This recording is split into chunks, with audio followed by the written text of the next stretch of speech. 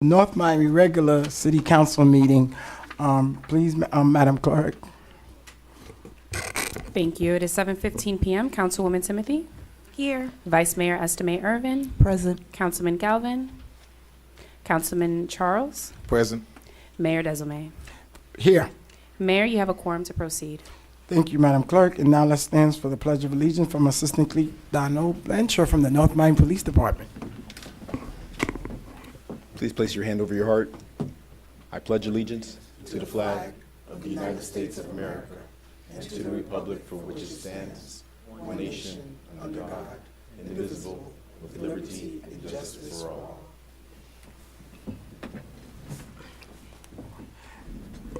And now we're going to have invocation by Pastor Amos Jean from Philadelphia Baptist Church. Let's all stand for Pastor.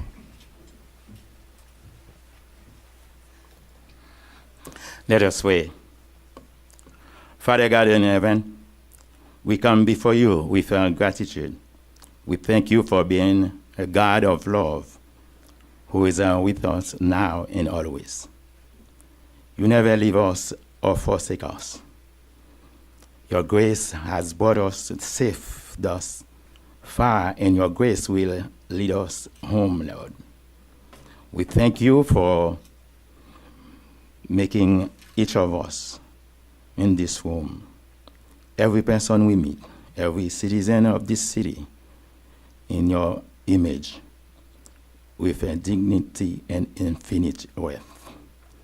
We thank you for the calling you have given every one of us to be good stewards of your creation, to love our neighbors as ourselves. I thank you tonight, God, for these, your servants, our mayor, our city manager, our city staff, and also our city council members. I give you thanks for the way of service they have chosen to take off on behalf of all of us here. We all come to this room tonight as a complex human beings, carrying burdens, carrying joy and hope, trusting that you alone can hold us together, oh God, oh God. In your love and peace, help us, Lord, to trust you more than our fears and even our accomplishments. May we lean on your everlasting arms tonight. In Jesus' name we pray. Amen. Amen. Amen. Thank you, Pastor Amos. Madam Manager, any addition, deletion, amendment, referral to the agenda? No, Mayor. Mr. Attorney, are we all set? Yes, Mayor, the agenda is set. You may proceed. Thank you. Special presentation, we have three. First one. The first one is, Madam Clerk. Yeah, nice. Go ahead. Is a recognition of the City of North Miami Employee of the Year and Employee of the Year for, oh my God, 25 years of service. Shall we go?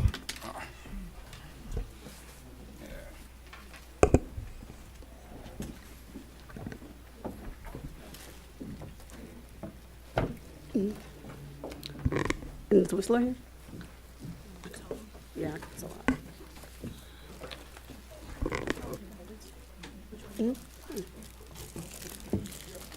Good evening, everyone. I'm North Miami City Manager Teresa Thrillis, and I'm honored tonight to recognize a very special group of city employees. These employees have dedicated their lives to serving the public and to serving the city of North Miami. Thus, we are recognizing employees who have served the city for 25, 30, 35 years, and 45 years. What an amazing accomplishment.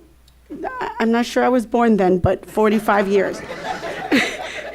And so tonight, the city is giving them their moment in the spotlight and publicly thanking them for their invaluable service. As you all know, we did go through the pandemic, so we will be recognizing from 2020, 2021, and 2022. To our invaluable employees, you should be proud of your accomplishments and proud of what you have brought to the city of North Miami. Your hard work and dedication to the city is not going unnoticed. We value you and are grateful for the extra effort you put forth to support the development and success of this great city. We thank you and we thank your families who have sacrificed for you to work and come to work every day for us. So as I call your names, those that are here, please join me at the podium to be formally recognized and then to remain at the front for the duration of the recognition. Before I start, my list is over there, but we do have most of our longest employees come from Public Works and Finance, so and they do some of the hardest work. So from 2020, we have for 25 years Larry Coffey, Jackie Finkel, Lorraine Williams, and Jefferson Geimer. I know Jefferson Geimer is here in the room today.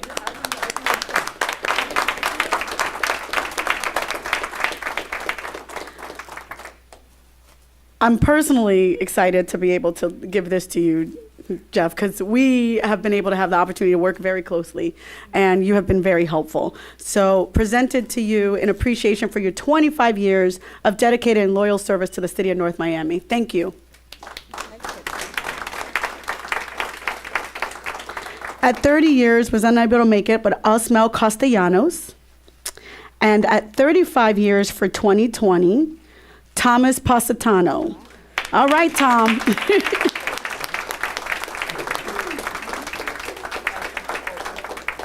This is also very special to me because Tom helps a lot, and I get to work with Tom as well. So in appreciation of your 35 years of dedication and loyal service to the city of North Miami, it's now 37 years, guys, because this is from 2020, so thank you.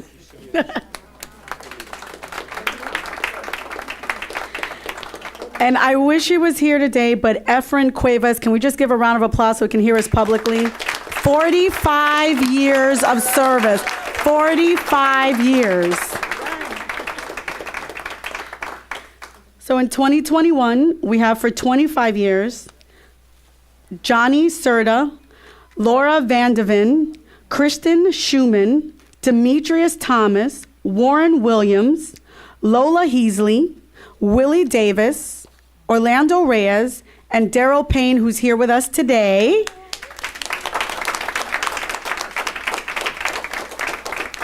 Thank you so much. This is dedicated to you for your 25 years of service. We thank you so much.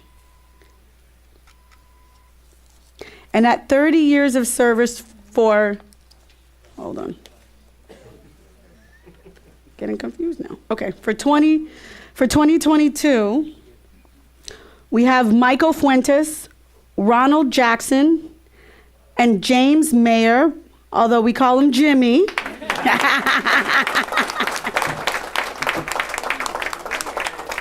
Jimmy, thank you so much. I've had the opportunity to see you and to work with you a little bit.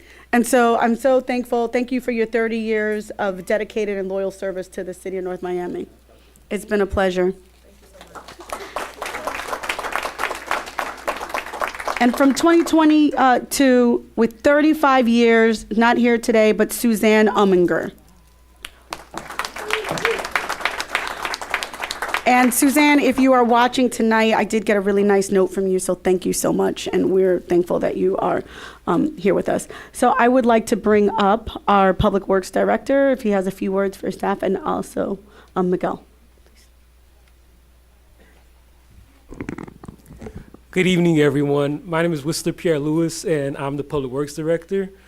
And I'm excited to be giving this speech on behalf of my staff and all of the other employees that have this recognition of serving the city and the public for so long.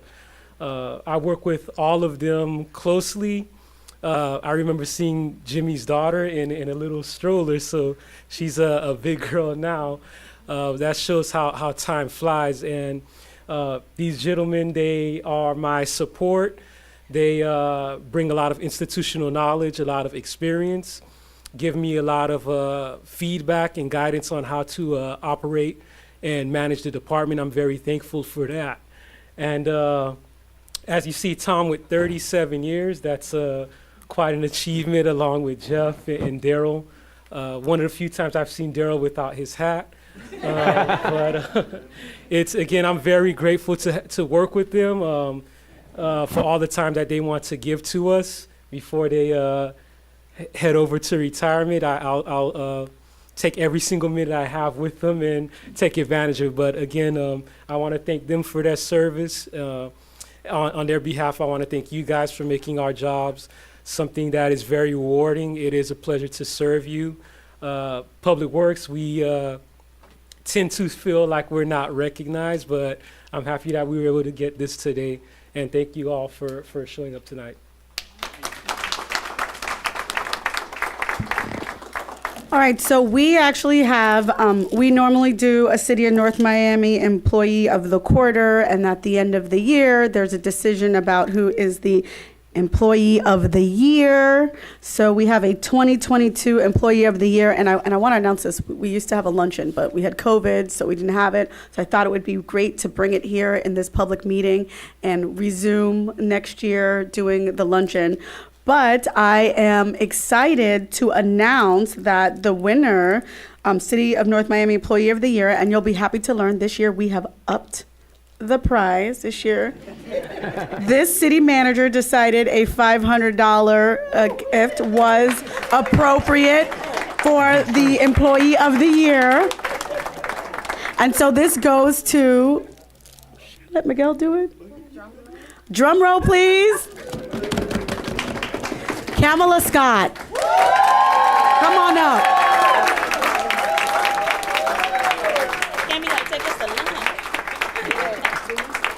She got money too, so I just want you to know.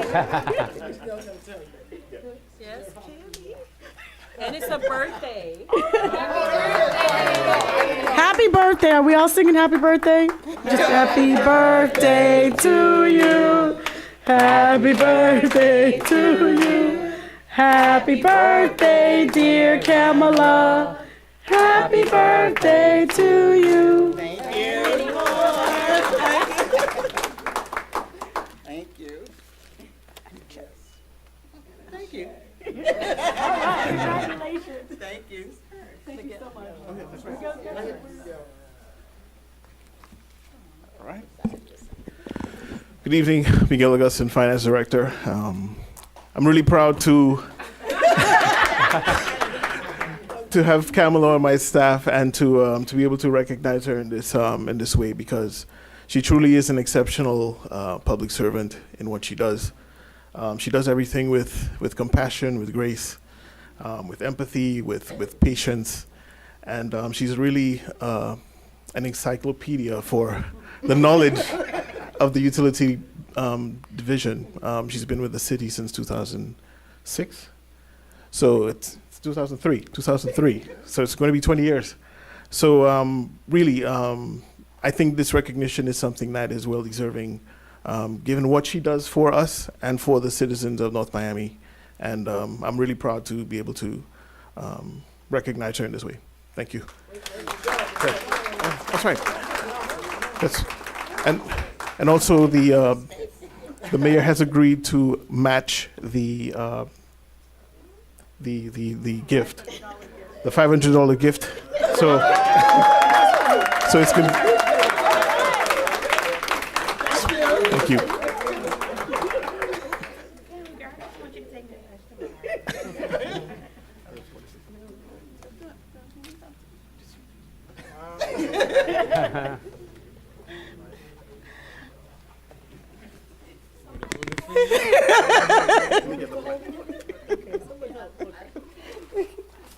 I promise to give you back the money. Okay. Hey, first of all, I just want to give God thanks and praise for this moment. When I was here in October, Miguel wasn't here. He was vacationing. But I would like to thank you for nominating me for Employee of the Quarter, which led to this moment here, me being Employee of the Year. I'd just like to thank my family, my UB staff, the finance team, and everyone that helped with me in this last 19 years that I've been here. So I just want to I'm just grateful and humble for this opportunity, and I thank God again. Thank you.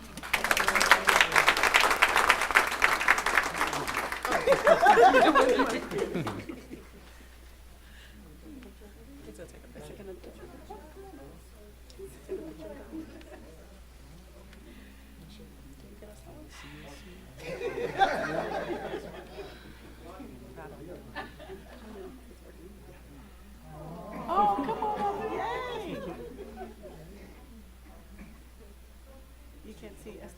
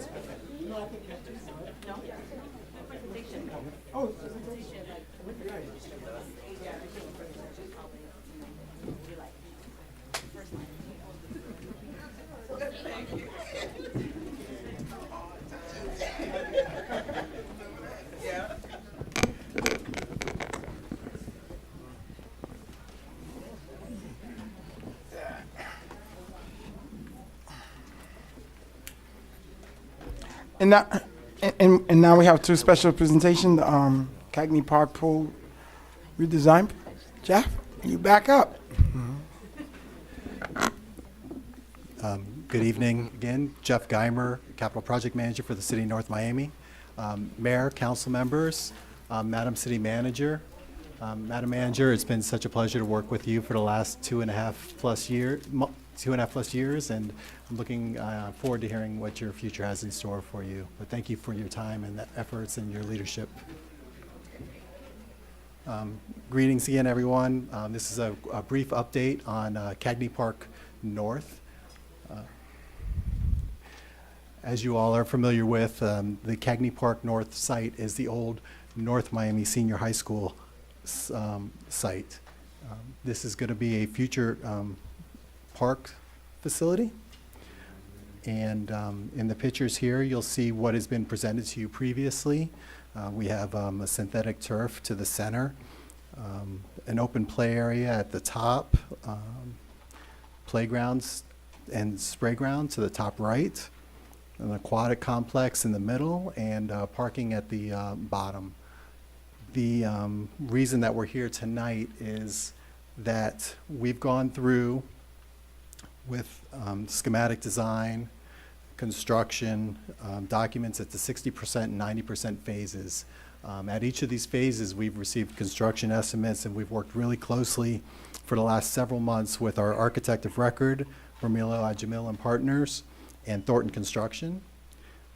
Unfortunately, over that time, and due to pandemic and other related issues, construction costs have continued to go up. During the 3 phases, we've received construction estimates at the end of each phase. At the end of the construction documents, the project was coming in around $12 million. At the end of the 60% documents, the project was coming in around $16 million. And when we received the proposed guaranteed maximum price from Thornton Construction, the last 90% construction documents, we came in at $19.1 million. As you all are aware, this exceeds the funds that have been set aside for the project.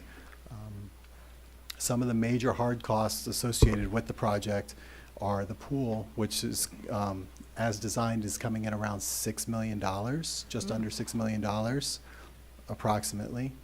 Site work is about $4 million. The synthetic ball field is around $1.35 million. Electrical work is about $750,000. Landscaping and irrigation is close to $600,000, and sports lighting is about $400,000. These were the major expenses when we went through Thornton Construction's proposed guaranteed maximum price.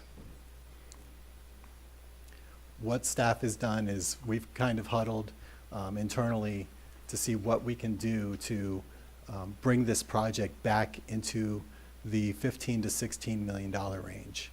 And one of the major things was the pool. The proposed site, the originally proposed project was an Olympic-sized pool with a diving well and a warm-up pool. The $6 million number just continued to stick out, and the $6 million is just for construction of those pool facilities, not the building, not the earthwork, et cetera. So as a staff, we kind of discussed some options to bring that back in line, and what we're proposing to move forward with and work with the architect on is creating more of a recreational type pool with certain features. The recreational pool would be an 8-lane, 25-yard pool, which is a high school competition pool. Similar to what we have over at Sasso Pool is a 25-yard pool. So you could hold high school competitions there. So we won't be displacing the local high schools. They would be able to hold their meets at this new facility. A vortex pool, which is kind of a flowing water pool that people can walk with or against and get exercise. So it's a way to, for older adults to be able to get some exercise without high impact. A beach entry pool with spray ground, which is good for the youth of the community, toddlers, smaller children. It goes from a depth of 0 to 3 feet. So, and with play features and spray features within. We're talking about a possible 2-story slide with a landing pool. Those of you that remember the old Gribble pool remember that we actually had a slide with a landing area, which was into the main pool. This would be a little separate, but it brings back that feature. And then some recreational lighting, so we can have activities at night. Now, this is just a rough design of what the pool could look like. On the left-hand side is your zero depth entry, which flows over into some features, play features, and into the, what the kidney shape is what would be called the vortex pool. Again, that has flowing waters. And then at the top, you have your slide with a landing pool there. And one of the good things about this whole area is the depth is 3 feet. So again, it's good height for youth, people who are learning to swim, people who want to get some exercise, people who want to take their toddlers out there to have fun. The design of the 8-lane pool, which is also connected, would have approximately a third of the pool would be a depth of 3 feet 6 inches to 3 feet. And that would allow people to conduct our Learn to Swim pool activities, as well as have a play area that's used when people aren't doing lap swimming as well. And we're trying to take into consideration the entire community and have a facility that can be used by everybody. And I think that just from brief discussions with the architect and their aquatics designs professionals, this may bring that in. The one good thing about this, as far as all these elements are concerned, the approximate price tag on this pool would be about $3.6 million. So we're able to reduce our cost in the budget by about $2.4 million. Additionally, the earthwork would be a lot less because we're not having to move as much soils and relocate as much soils throughout the site, so that would bring the earthwork number down. This is a photo of what the slide could look like. Now, this is not the slide, this is just some rough ideas that we're putting together. Again, we would have to work with the architect to go through this whole process. Next steps. If council approves with moving in this direction, then we would be able to begin to negotiate with the architect a change order price to redesign basically just the aquatic facility. We believe we can just look at the pool feature, not even look, the pool building would stay the same, the other features of the site would stay the same. We're just looking at the pool area, the water area. And we think that we could stick within that area alone, redesign that area, and come in under budget, or at budget, I should say. We would then, if we negotiate with the architect, we would come back to you with the change order price in about a month, would be our goal. So not the next meeting, but the meeting afterwards, to get formal approval. Then the architect would go through construction documents, bring us to the 90% phase. That would add about 2 more months from that point, moving forward. And then once that's done, we are recommending that we go from a construction manager at risk, which we're currently, the design method we're currently using, to a design bid build, so that we would take the design, bid it out formally, get hard bids from all of the contractors that are interested, and then build it from there. And then this whole process from redesign to bidding would be approximately 6 months. This time, that's my presentation. Do you have any questions for me? Mr. Mayor. Go ahead. Mr. Garment, and congratulations on your award. Thank you, sir. Is this a presentation we can make public, something that I can send out to my constituents? I get a ton of questions about this park and pool. Yes, and we could definitely put this out there. This is just something that we've been working on with the architect, and just trying to determine a direction, and to kind of see where council feels with something like this, because it is a big change. You know, we've been talking about Olympic-sized pool and all along, and this is a different direction. Unfortunately, it's budgetary. If we would have brought this project in 3 years earlier, we would have been built already. Right. Unfortunately, the way that the economy has gone, construction prices have gone up about 40% in the last 2 years. And that 40% increase has really hampered us.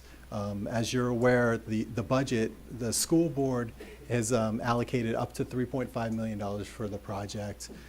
We have $5 million from the Miami-Dade County General Obligation Bond, and the city's responsible for the rest. So beyond the $8.5 million that's coming from 2 other sources, that's all on the city. So we're trying to create a project that's going to help us stay within a budget that's acceptable to everybody. So follow-up question, why didn't we have this? Why didn't we start this 3 years ago, put it through? Was there some sort of delay with commitments from funding or anything like that? There was a funding issue all along. At that time, 3 years ago, we were looking at a $10.5 million project. Right. You know, so it's just over the time, it's just changed, and different administrations have, and this project's been discussed for 13 years. And so we're at a point where we've actually gone through the full. We're at 90% construction documents right now. We have a set of documents, and we're able to go to, if we're able to find the 19+ million, we're able to take those construction documents right now and move forward with them. We're just unfortunately at a place where that's not a reality, and we're just having to do a little aquatic redesign. Thank you. I have a question, Mr. Geimer. Yes. In terms of how much do we have from you say the total of the project is 19-point-something million to completion. The proposed guaranteed maximum price came in at about $19.1 million. Okay, Yes. and how much do we have now? Obviously, I'm not talking about in this this year, et cetera, but how much do we have in reserve? I know there was a $5 million from there's some money from the county, from the school board. 15.5. So we got 15.5 now. Yeah. Okay. So So we're missing about 4.5 or 5 million? yeah. Off. So now remember, we had put the 5 million originally, expecting that the county's 5 million would have covered that, and we take that out. But at this point, based on the Construction. type of project, we would have 15.5. That's what so do we have the county, or is the county money? That's based counted on in that. Yeah. That's counted. That's counted So in we that. still will be missing Yes, we're still missing about 4.5. 4.5. Sorry, 3.5. Okay. So this would bring it down a bit. So I think one of the things is we've been ready.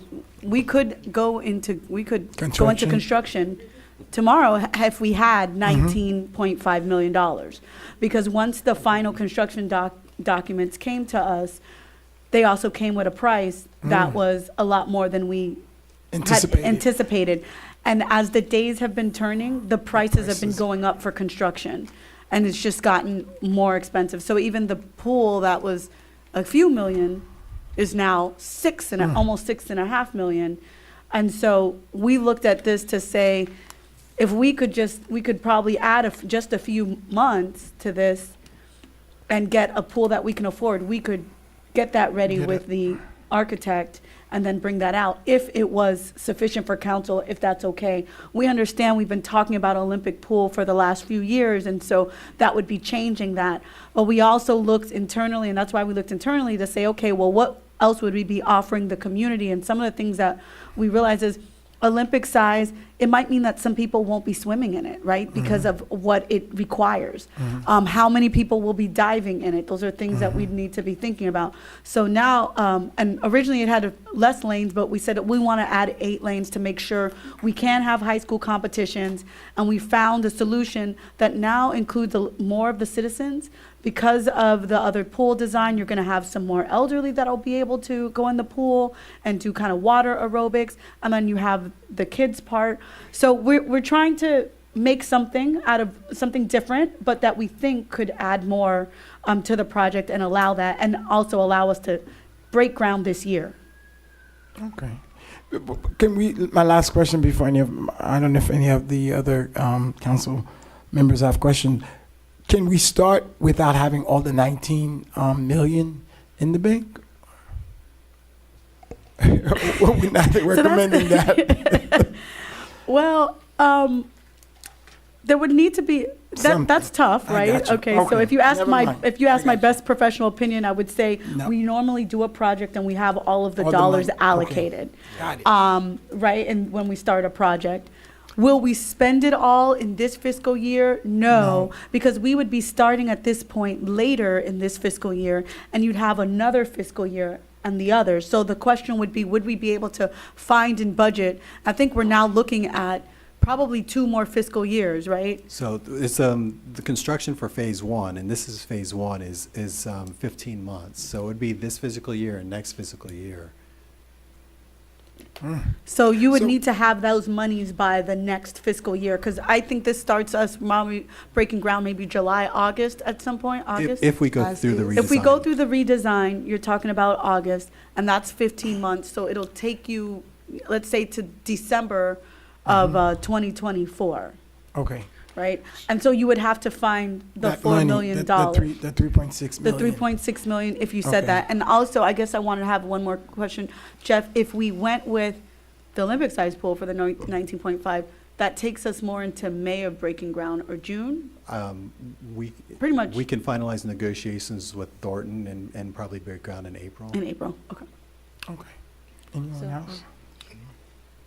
Okay. So, well, thank you for the presentation. I guess I'd just like to hear feedback from my colleagues. You know, the community has been asking for this for a long, very long time, I just have one question. You mentioned the redesign, and I know the Olympic-sized pool was almost $6 million. Well, how much is the redesign? The estimated number that we received on this one was 3.6 million. So it would be half of what? an It's Olympic- 2.4 million less, and then we would be able to save money on earthwork as well.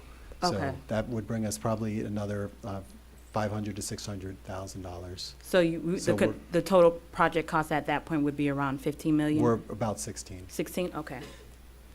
Is there any other ways we could trim, not the pool, but any other, stuff around there to cut down the So I will say, we've done a We tried. significant amount of cutting down and redesigning to get to this point, because we wanted to get onto the first phase and move on.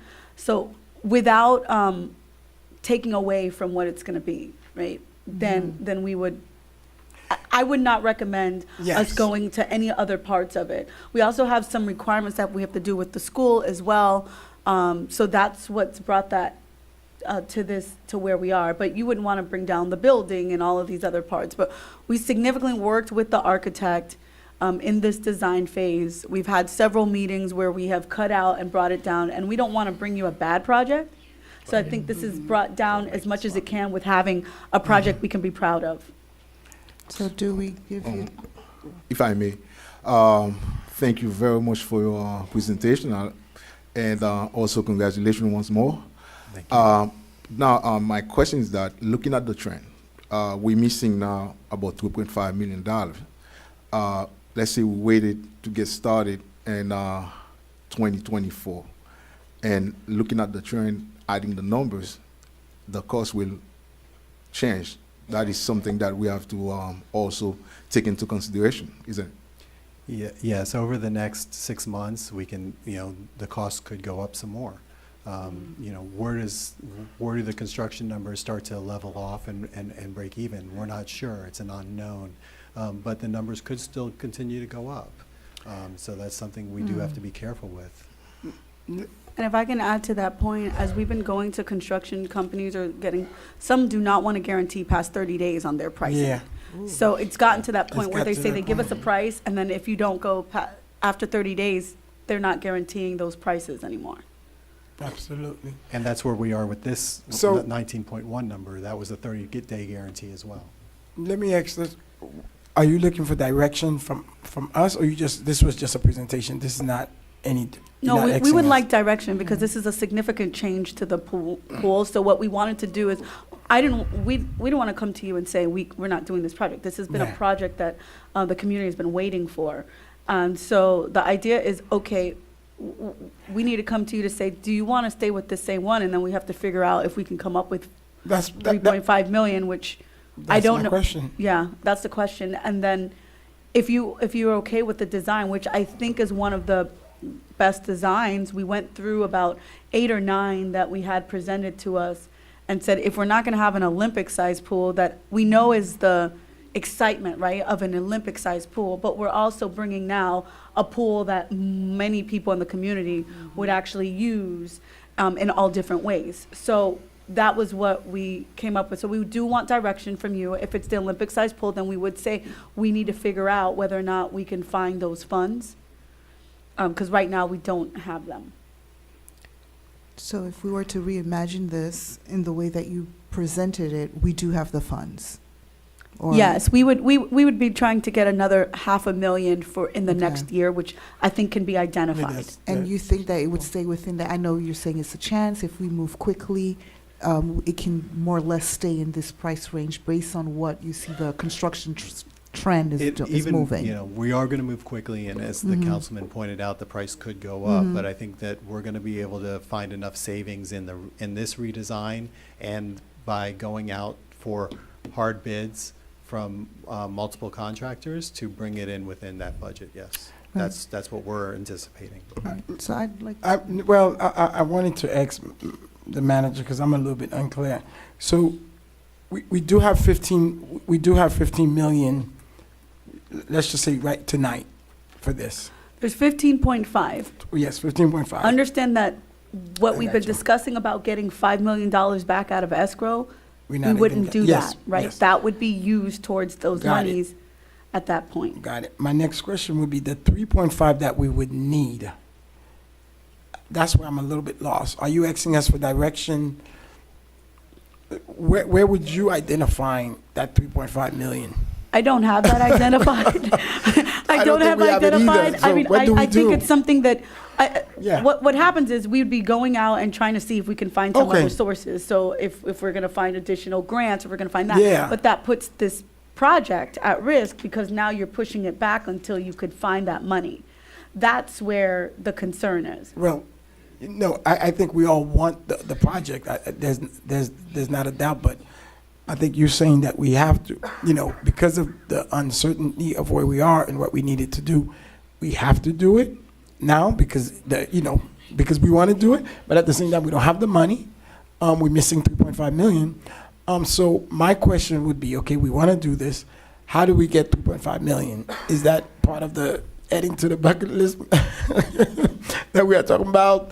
I mean, we need to be just, if we are making any direction, if that's what you guys are asking us, I at least need to be clear if that's what you want us to do, to make a decision that we need y'all to find 2.5 million to get this going. And then I understand that, and we could do what we need to do. I think the decision we're trying to say is, are you Redesign. satisfied with the redesign of this project? Right. If So, you're- Yeah.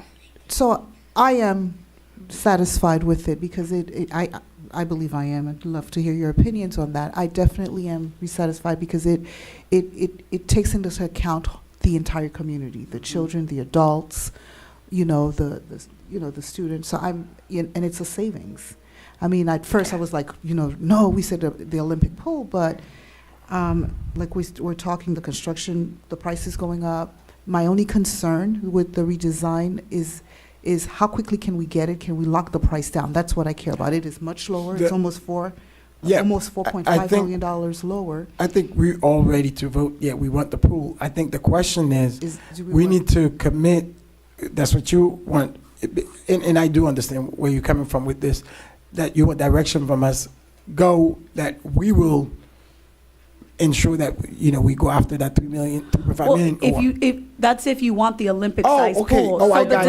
decision, I right, see. is saying, Right, are right. you That's okay the with the question. I think the redesign? redesign. Or do Yeah. you Redesign, want the okay. Olympic-sized pool? I was confused. Right, yeah. Okay, if Right. if she's in supportive of it, and I Right, know I- the vice mayor been, keeping a tab on it, because I know we did breaking ground a couple years Too many ago. times. Well, the So- county I wasn't wasn't even involved around. that time. Yeah, Yeah. It was just a school. the county but wasn't. It was just a school No, board. school Yeah. board. No, Okay, county was county involved. was. I think It there was. there was They some were just told issues. about- yeah. Yeah. So I'm okay. In spirit of getting this done, and this hasn't cheapened I got it. what we are looking for. It still is Yeah. a response to the community need. I would say that we go into direction of this redesign and just move quickly. Okay, now I got it. I thought the Yeah. redesign was the 2.5 No, million. the redesign. You need 500,000. Yes. Oh, The okay. redesign would be oh. bringing the price down and we'd be okay, so, Okay. yeah. We don't need a vote So we okay? for it. Mr. Attorney, would we need a vote? Or? No? Okay, yeah, I think we're good with that. No, Yes. yeah, I think we have guidance. And- We're all- and I we're think, all okay with that. Madam Manager, just add that to the list, 500,000 that you would need. Can I Go I ahead. just have one question. I know that you said that it would have to go back before us, like the change order. Is there any way to bypass that process now, since we would be given authorization for you guys to go forward with the redesign and proceed with the change order? Do you still have to bring it back before council? I'm just trying to make sure that we don't now have to. today, right, so for the architect, we're The going change to order. need a change order. Can we bypass that? We haven't, it's more than the 15%. So we'll do that when When we we'll get bring that there. back as an item. We bring it Yeah. back as Okay. an. Okay, I was just trying to save us some time and Right. see if it didn't have to. I go think before it's the- almost, we were working, it should be close to prepared for the next meeting. For No, for it's going February to 28th? it's going to be the The 28th? The the 28th. 28th. Okay. I was just trying to see if we could bypass us, but okay. Okay. Thank you. Thank you. So Thank we're you, Ms. clear on the Carter. directive, right? We can go into direction of the presentation. Thank Yeah. you so much. Thank You're you. welcome. The next, the comprehensive infrastructure update presentation from last week.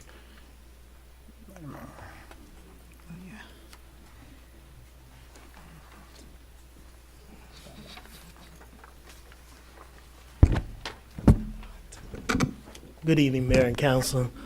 Honorable City Manager, thank you for your service, ma'am. I appreciate your edification that you provided me in my time with you and making me a better employee, and I appreciate that time that we have shared. Thank you. This evening, we have Rasha Damani with us. She is with AECOM, which is the consultant firm that did the infrastructure plan associated with the update of the comprehensive plan. The intent of that review was to be able to add additional units into our bonus pool to serve the potential influx of demand for development. As you know, right now, we have approximately 1,200 units remaining in our combined pool of units. And within the SDTOD, which is located in the rack on the west side of Biscayne, you have 800 units remaining. And then you have a pool of 500 that are 5,000 that are essentially devoted to the Solomir location, which is on the east side of Biscayne Boulevard, which in the rack. So they will give you a presentation this evening discussing what we need to do to improve and to address certain elements of our infrastructure so we may fulfill that obligation to be able to support additional units within our overlay districts to serve our developing community. Thank you.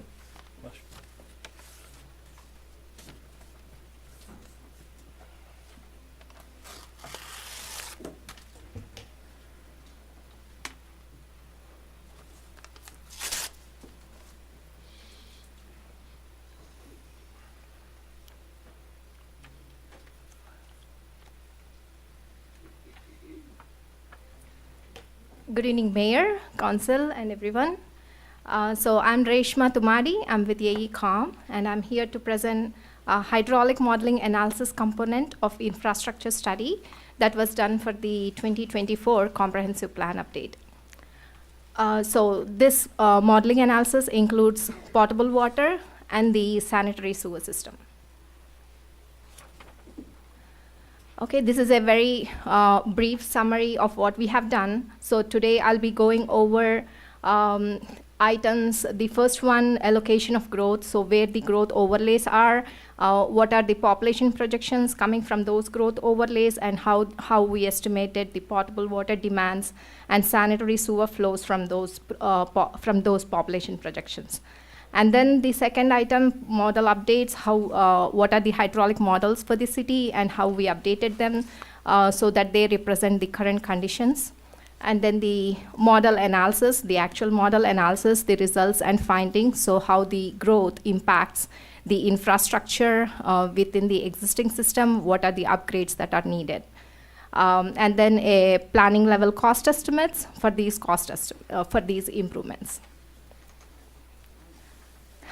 This is the map showing the city boundary and where the growth overlays are. As Derek explained, you see the green area that Solomia has 5,000 units. So these are all additional to what is existing. And what you see in orange or the brownish SDTOD area that has 2,000 units, and the other purple hatched area that is the PUD and the TOD that has like 1,700 units. So on a total, we are adding like 8,700 units to existing system. You see some numbers below that. We were also looking if the city's infrastructure can also support additional units in addition to that 8,700. But we found that it was not feasible, so I won't be going into those details, but I will be going into the details of adding these 8,700 units. Go ahead. No, go ahead. Okay, so this is a lot to digest. I haven't seen this information before now, and I can't find it online. Is it online and I'm missing it? Is it? Yes. Yeah. Okay. Derek says it's on. So it's in our packet. Yes. Okay. Here's one of the overriding issues I have. The number of available units keeps changing all the time, and I don't feel like I know in real time what's available and what's not available. Are these projections based on what's available? I think 2045, like. No.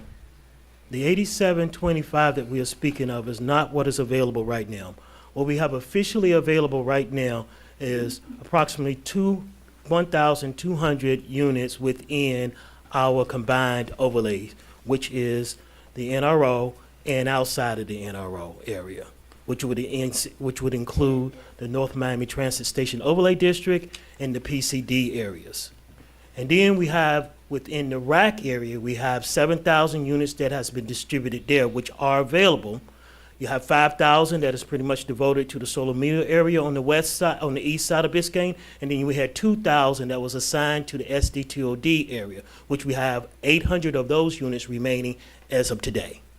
So the numbers I'm seeing up there for both Solomia and SDTO. That was the STD, original sorry. allotted amount I of units. failed, right, I failed my eye exam. But by the way, the reason I was late is because I was trying to find my reading glasses.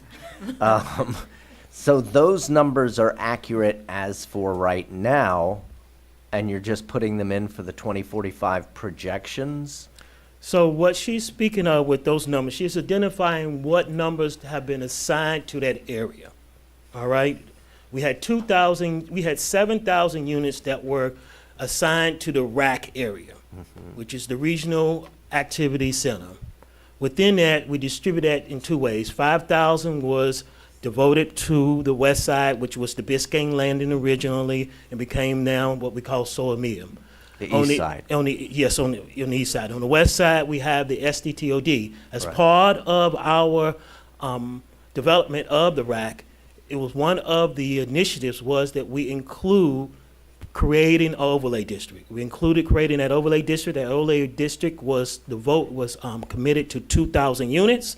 2,000 units are within the SDTOD area, but we have had developments who have come in subsequent to the development, to the creation of that SDTO. We have had Oledo, which has used 850 units, and then we had Allure, which used up 350 units, which gave us a remaining of 800 units in that area right now. She's just talking about what has, this examination is about what we have capacity right now for in those areas. And And by 2045, yes.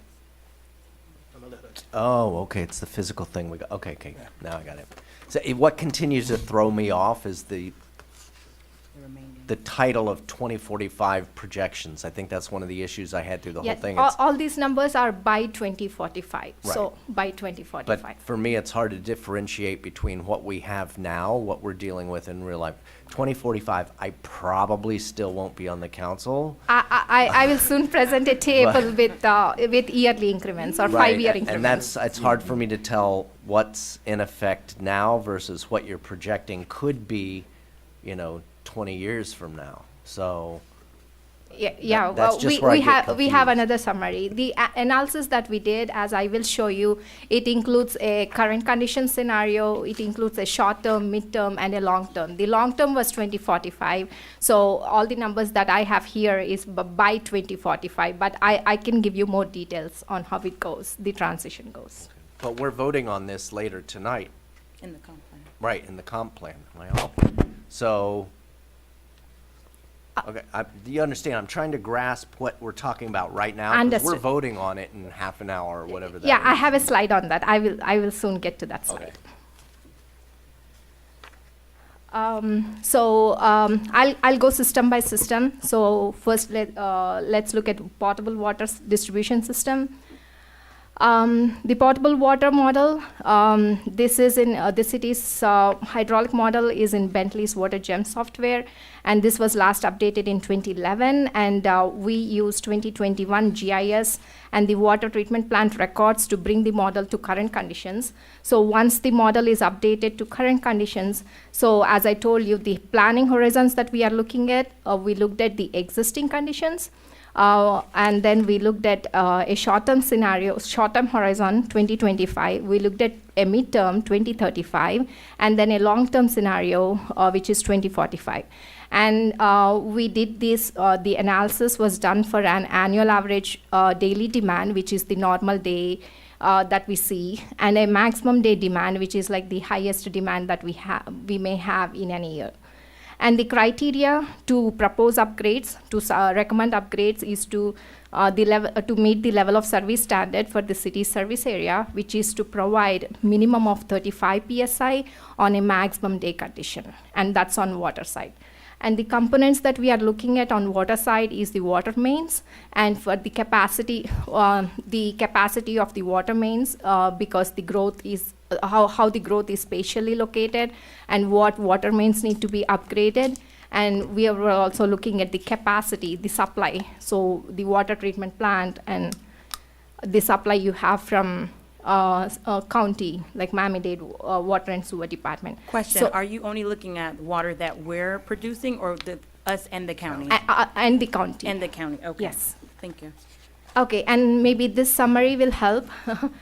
So this is the summary by every 5 years. So it's 2020. I start with 2021 because we started the study in 2022, and we needed one whole year data to look at analysis. And 2021, we had records from water treatment plants, SCADA, and all that. So I have 2021 there. So through these years, your second column is the city's population. So the current population is 60,000, and by 2045 we are adding about 20,000. So that is what is coming from that 8,700 units. As you know, the city also serves neighboring municipalities. So I have a potable water service area population in addition to that. The potable water service area population is the total, including the city boundary. And then the maximum day demands. We always look at maximum day demands because that gives the worst case condition for the system. And then the available supply, as was asked, this includes the supply from the water treatment plant, as well as the water that is purchased from Miami-Dade Water and Sewer Department. So if you see the treatment gap, based on the agreement that the city has so far with Miami-Dade, the city will be good until 2035, and by 2040, city may have to modify the agreement to request more water from Water and WASD, Water and Sewer Department. So, and then to accommodate this growth, to accommodate these projected demands, we also looked at what infrastructure, where water main upgrades are required in the potable water system, and we put together the cost of those improvements. This is like a detailed cost estimates, not that detailed, but a summary of cost estimates by Planning Horizon. So for 2025, 2035, every 5 years we have what are the water mains that need to be upgraded, any new water mains that should be added, and if there is, like, if you have to purchase more water from Miami-Dade, what will be the additional cost? So looking at all this, by 2045, we are looking at like about 3.3 million on the water system. So question, you have $1 million listed for 2021. Was that already allocated for that fiscal year? So those improvements are currently in progress? As per the public utilities, those are all in process, underway. So, Okay. and as I told you, that is like the current condition, but because the data we are using comes from 2021, that's why we have it like 2021, but that says it represents the current condition actually. Okay.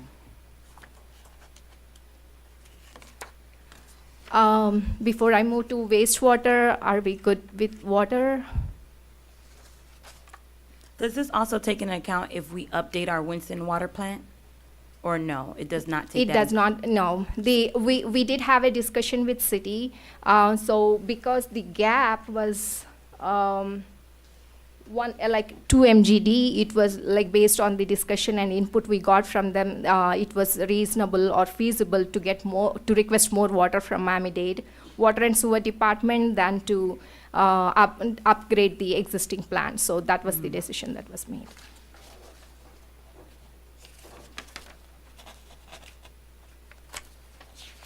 So wastewater system.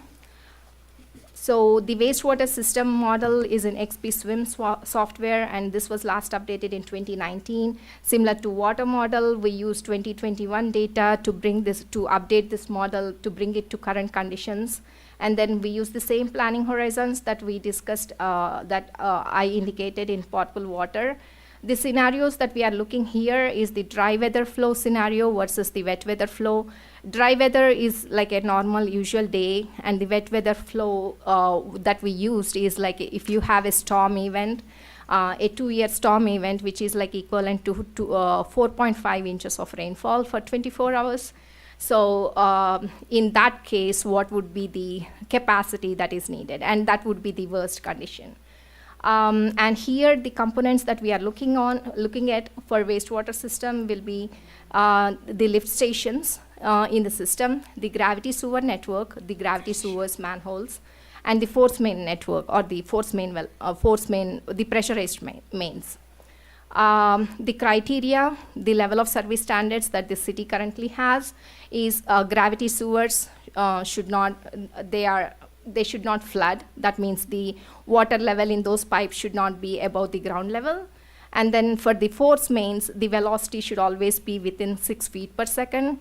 And for the lift stations are supposed to have sufficient capacity for the inflow they are getting, the flow that they are collecting. And also they should have enough head or the pressure to pump against the flows that from other stations, from other sewer sheds. So that was the criteria for proposing upgrades. And here is a summary. On the sewer side, the city does not have a plant. All the flows from the city's service area are sent to Miami-Dade Water and Sewer Department collection system. So we don't have a gap or treatment capacity or anything here. So I have the city population, service area population, and then the annual average daily flows and infrastructure cost. But infrastructure cost, I'll say this is more detailed than the previous table. So we are looking at different sewer sheds, different pump stations. We have also identified like the SDTO area, because of that area, which pump station needs upgrades and things like that. So, and again, these costs include not only the material cost, but also like permitting and reasonable contingency. So by 2045, we are looking at 13 million on wastewater side. I think that's all I have. Any questions? Thank you so much. Yes, questions? So all of this is based on the existing Winston Water Plant. It doesn't take into account any upgrades we might do or any improvements we might do could affect these numbers. Yes, if we can borrow the 2 MGD that we have indicated, the plan does not need to be upgraded by 2045, until 2045. And does it take would sea level rise affect any of these numbers somehow with, east side? The peaking factor that we are using, like in the wet weather flow, we have derived those peaking factors from county's peaking factors. Like the Miami-Dade Water and Sewer Department has developed those peaking factors to accommodate for sea level rise and climate change. So that is like included in a peaking factor that we are using. Okay, so these numbers do take that into account. Yes, okay. They do. If I may, through the chairwoman, the study that was done, this infrastructure study, was only done for the areas that we're talking about tonight in the comp plan. So this is not a complete infrastructure study of the entire city. This is related to water and sewer only. Water and sewer for the areas that we're discussing in the comp plan, or the entire city? The entire service area. Okay, just wanted to make that. Yes. It's the entire service area, but the growth is happening in those areas. In those areas. And so when I'm looking at the wastewater module and the summary of improvements for 2021, we have $4.5 million worth of capital improvement for infrastructure improvements that are needed. How much of that is currently budgeted or we're currently working on right now, Madam Manager? Do you know? I think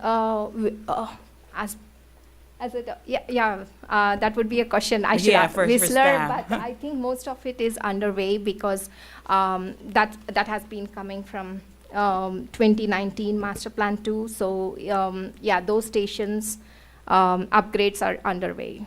Yeah, I just want to know if we're on track to complete all of these, because in order to add all these additional units, we have to make these infrastructure changes. So there's been some changes to our CIP plan. Mhm. So with the infrastructure, things are being moved around to make sure that they go into that order. I'm sure that Director Pierre-Louis can give you more detail, but generally once we got this, Public Works looked at it and then said, okay, here's what we have in our plan, make sure it matches up so that can be done. Mm-hmm. Mm-hmm. Good evening, Mr. Pierre-Louis, Public Works Director, and through the manager. So what was done is we received this report after the budget was already set. However, we had different improvements already in our CIP to move forward. So we looked at what was recommended by our consultant, and we had to make some revisions, which are allowed and within the manager's authority. So what we've done is we've looked at the different projects that they recommended, and we've allocated funds towards those projects. So right now, we've requested proposals from different consultants to begin working on those projects. And how much of the 4.5 million are we working We, on it? we won't spend, we won't be able to build the entire 4.5 million, but projects go in phases. So there's no way we would have finished the project in 1 year. So we're moving it over 2 years to complete these projects. Okay. Those are my questions. I just want to ensure that in the next budget process, I don't know if budget's in the room, that we really take a look at the capital improvement projects from Public Works as they're being put forward. I know time and time, there's, we submit them, but sometimes they go unfunded. So if this is a priority to ensure that we can build in our city, we have to ensure that we're doing our due diligence and making sure that those numbers are allocated. Thank you.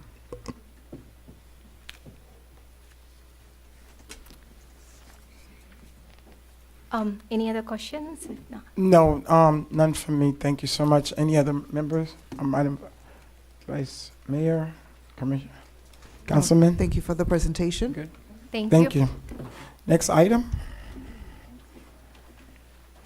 City events. Tracy? Huh?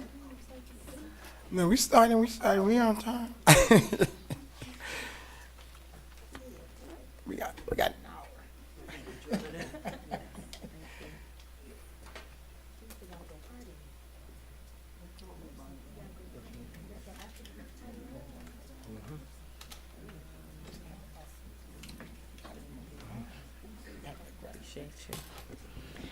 Good evening, Mayor, Council, staff, North Miami neighbors, guests. My name is Tracy Pollock, and I'm presenting the following announcements on behalf of the City of North Miami. The City of North Miami is working to reimagine its downtown to develop a vibrant, active, and walkable city center for residents, businesses, and visitors. To learn more and to complete a survey, visit survey.downtownnomiconnects.com. Join MOCA for an intimate artist-led workshop on braiding, storytelling, and bonding with Vanna Black on Friday, January 27th from 6:30 p.m. to 7:30 p.m. Later on that evening at 8 p.m., kick back at Jazz at MOCA, a free outdoor concert series on the last Friday of every month. January's artist is multi-Grammy award-winning trumpeter John DeVersa, as he collaborates with acclaimed jazz pianist Tal Cohen. At the North Miami Public Library, join NACA for a free home buyer workshop on Saturday, January 28th from 10 a.m. to 2 p.m. To register, call 425-602-6222 or visit NACA.com. Beginning February 1st, join the North Miami Public Library every Wednesday at 6:30 p.m. for a fun-filled story time hosted by the Miami Children's Museum. No registration is needed. Please join District 1 Councilman Scott Galvin and share what's on your mind as he hosts his first town hall meeting of the year on Thursday, February 2nd at 7 p.m. at the Scott Galvin Community Center. North Miami CRA will host the Caribbean Arts Festival at Griffin Park on Saturday, February 4th from 12 to 9 p.m. Admission is free. The Housing and Social Services Department is pleased to introduce the LIT program for our next generation of leaders. All North Miami teen leaders interested in the program may submit an application by the deadline date, which is Sunday, February 19th. Don't miss North Miami's biggest event to happen in the city, The NOMI Music Festival, which benefits the North Miami Utility Emergency Fund, will take place on Saturday, February 25th at Cagney Park. For more information, visit nomifest.com. This Sunday, February 5th, the beautiful city of North Miami turns 97 years old. Happy birthday, North Miami. To stay up to date with NOMI news and events, log on to North Miami website at northmiamifl.gov. Click on Connect with NOMI on the homepage to sign up for the city's newsletters. Also follow us on Facebook, Instagram, and Twitter at NOMI News. This concludes the city announcements. Have a good evening.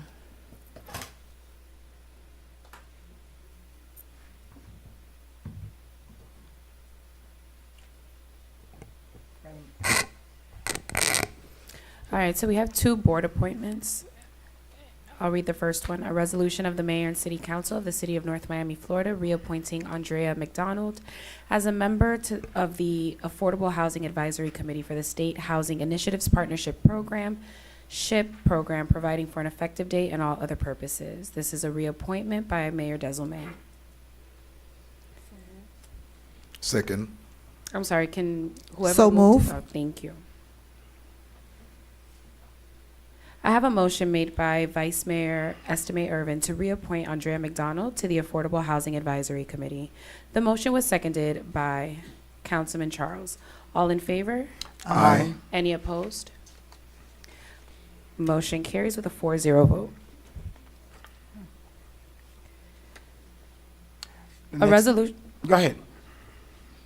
I apologize, I think it's 3. A resolution of the Mayor and City Council of the City of North Miami, Florida, appointing Randy Grice to the Citizens Investigative Board in accordance with Chapter 2, Article 3, Division 12, Section 2-261 of the City of North Miami Code of Ordinances, providing for an effective date and all other purposes. This is an appointment by Councilman Pierre French Charles. Move for approval? I have a motion made by Vice Mayor Estime Irvin to appoint Randy Grice to the Citizens Investigative Board. The motion was seconded by Councilman Charles. All in favor? Aye. Any opposed? Motion carries with a 4-0 vote. A resolution of the Mayor and City Council of the City of North Miami, Florida, appointing Marcia Missick at large to the Citizens Investigative Board in accordance with Chapter 2, Article 3, Division 12, Section 2-261 of the City of North Miami Code of Ordinances, providing for an effective date and all other purposes. Move for approval? Second. I have a motion made by Vice Mayor Estime Irvin to appoint Marcia Missick at large to the Citizens Investigative Board. The motion was seconded by Mayor Desilmay. All in favor? Aye. Any opposed? Motion carries with a 4-0 vote. Consent agenda. Unless a member of the City Council wishes to remove a specific item from this portion of the agenda, tabs A through B constitute the consent agenda. These resolutions and items are self-explanatory and are not expected to require additional review or discussion. These items will be recorded as individually numbered resolutions adopted unanimously by the following motion: that the consent agenda comprised of tabs A through B be adopted. Move for approval? Second. I have a motion made by Vice Mayor Estime Irvin to approve the consent agenda. The motion was seconded by Mayor Desilmay. All in favor? Aye. Any opposed? Motion carries with a 4-0 vote.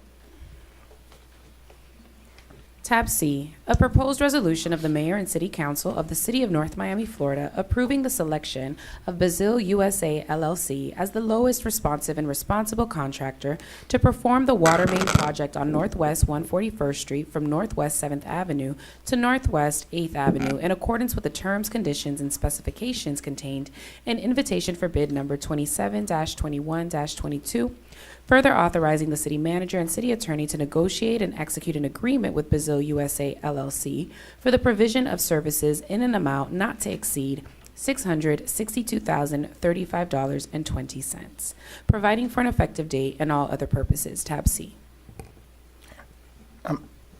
Let's open up for public hearing on tab C. Seeing none, Public hearing closed. I'm waiting for, yeah, I was waiting to see if, second. Just to be clear, that was a motion? Yes. Okay. I was waiting for Councilman Gavin. I have a motion made by Councilwoman Timothy to approve the item at tab C. The motion was seconded by Mayor Desilme. All in favor? Aye. Oh, my God. Any opposed? Motion carries with a 5-0 vote. Sorry, I was in the next room. I could hear you, but.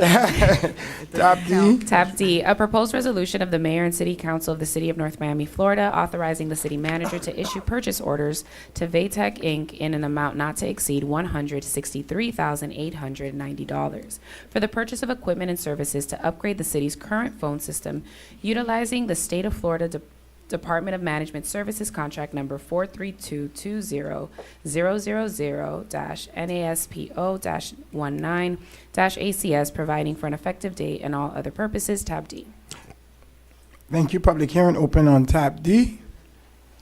Seeing none coming, public hearing closed. Move for I approval. really Second. like this. I have one quick question. How long would this process take, and would this interrupt any services from our phone line? Mr. Mayor, for the record, Alberto Estrada, Purchasing Director.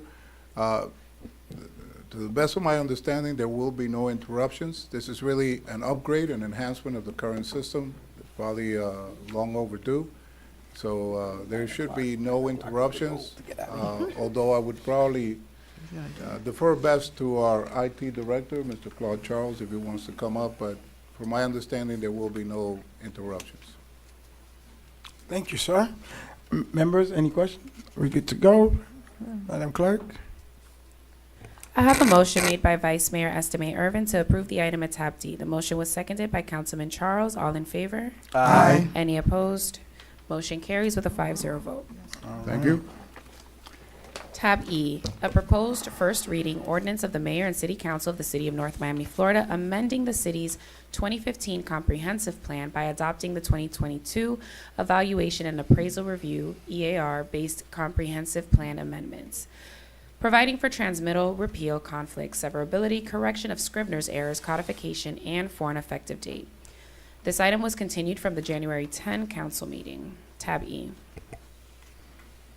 Thank you, Madam Clerk. And this is a continuation of the last meeting. Public hearing was already conducted on this item the last time. So presentation, please, Mr. Coker, take it away. Good evening, Derek Cook with the Community Planning and Development Department. As stated, this is a continuation of the comprehensive plan update. We had a presentation that was presented by the consultant last time. She went over all the items. She is also here this evening. If we have any questions, if you have anything specific that y'all want to hear concerning the presentation that was presented to you last meeting. Is this this is the presentation that was on the phone, correct? No, we already did that. No. This is the presentation on the comp plan. Yes, sir. Okay. So, no, we don't want the entire presentation back. We just wanted your report from last meeting into now in a summary of where we are, and that we could have deliberation here. Yes, sir.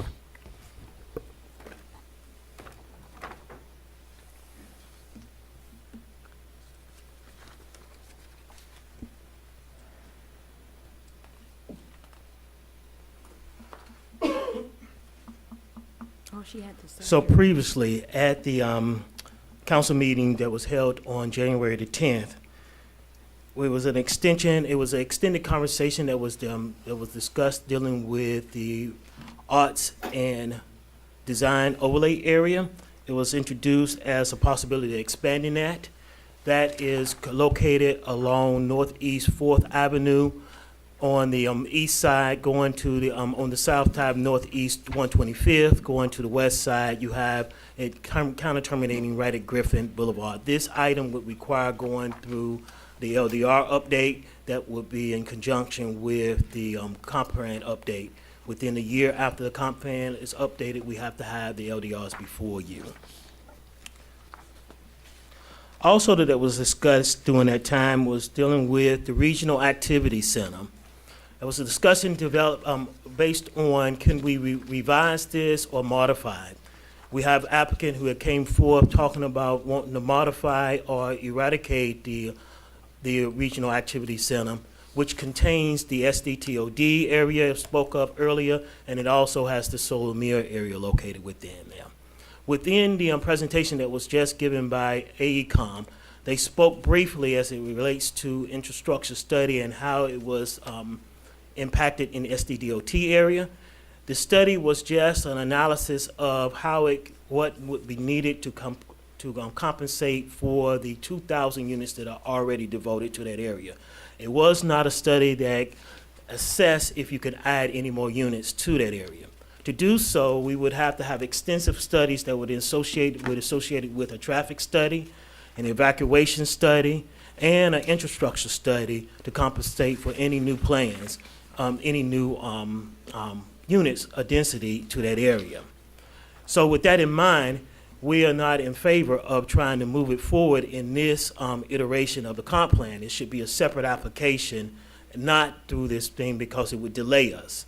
These comp plans, to include this in the comp plan would cause, AECOM did a brief analysis on what they would need to do to be able to address any more infrastructure in that area, and they gave us a feedback from their scope of operation. It'd be $85,000 to do it, and that's just that one study alone. That's not talking about the traffic study or the evacuation study that would need to be done in combination with adding any more units to the SDTOD, which in turn would require us modifying the RAC to do so.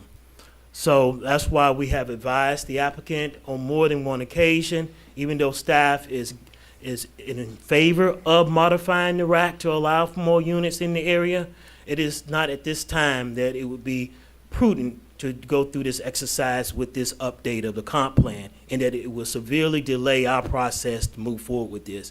And that delay could be anywhere from 6 months to a year to allow for time for the studies that are necessary to be able to assess for any new density to that area. And those plans also will have to go up to the state for review and get feedback from them before we'll be able to move forward with any update on the comp plan. Also at that meeting, we spoke on further sections of the of this. Let me see here. Further discussed, the staff analysis of the report was in section 163. The Florida statute requires for local governments to conduct the evaluation and appraisal, which we are doing right here with the comprehensive plan, for every 7 years. With an extensive discussion about that. We had extensive discussions as it relates to the 14 elements that we have in it. The most one is dealing with the future element that deals with the different land designations that we have in the area and things that we brought up. One of the things that we brought up in doing that year, at that time, we talked about increasing the number of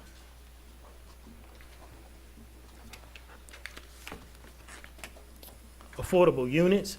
We talked about devoting 20% of the update for the potential update of units that we are talking about adding, which is at 8725, devoting 20% of those to affordable housing. We also talked about, in doing so, that we would give any project that was doing 15% of workforce housing in their area. They would also be allotted 15 additional bonus units per acre for contributing 15% of their units towards affordable housing. Other elements that we talked about is it provides that the comp plan provides for a stronger protection to residents for potential displacement because of redevelopment and our climate gentrification.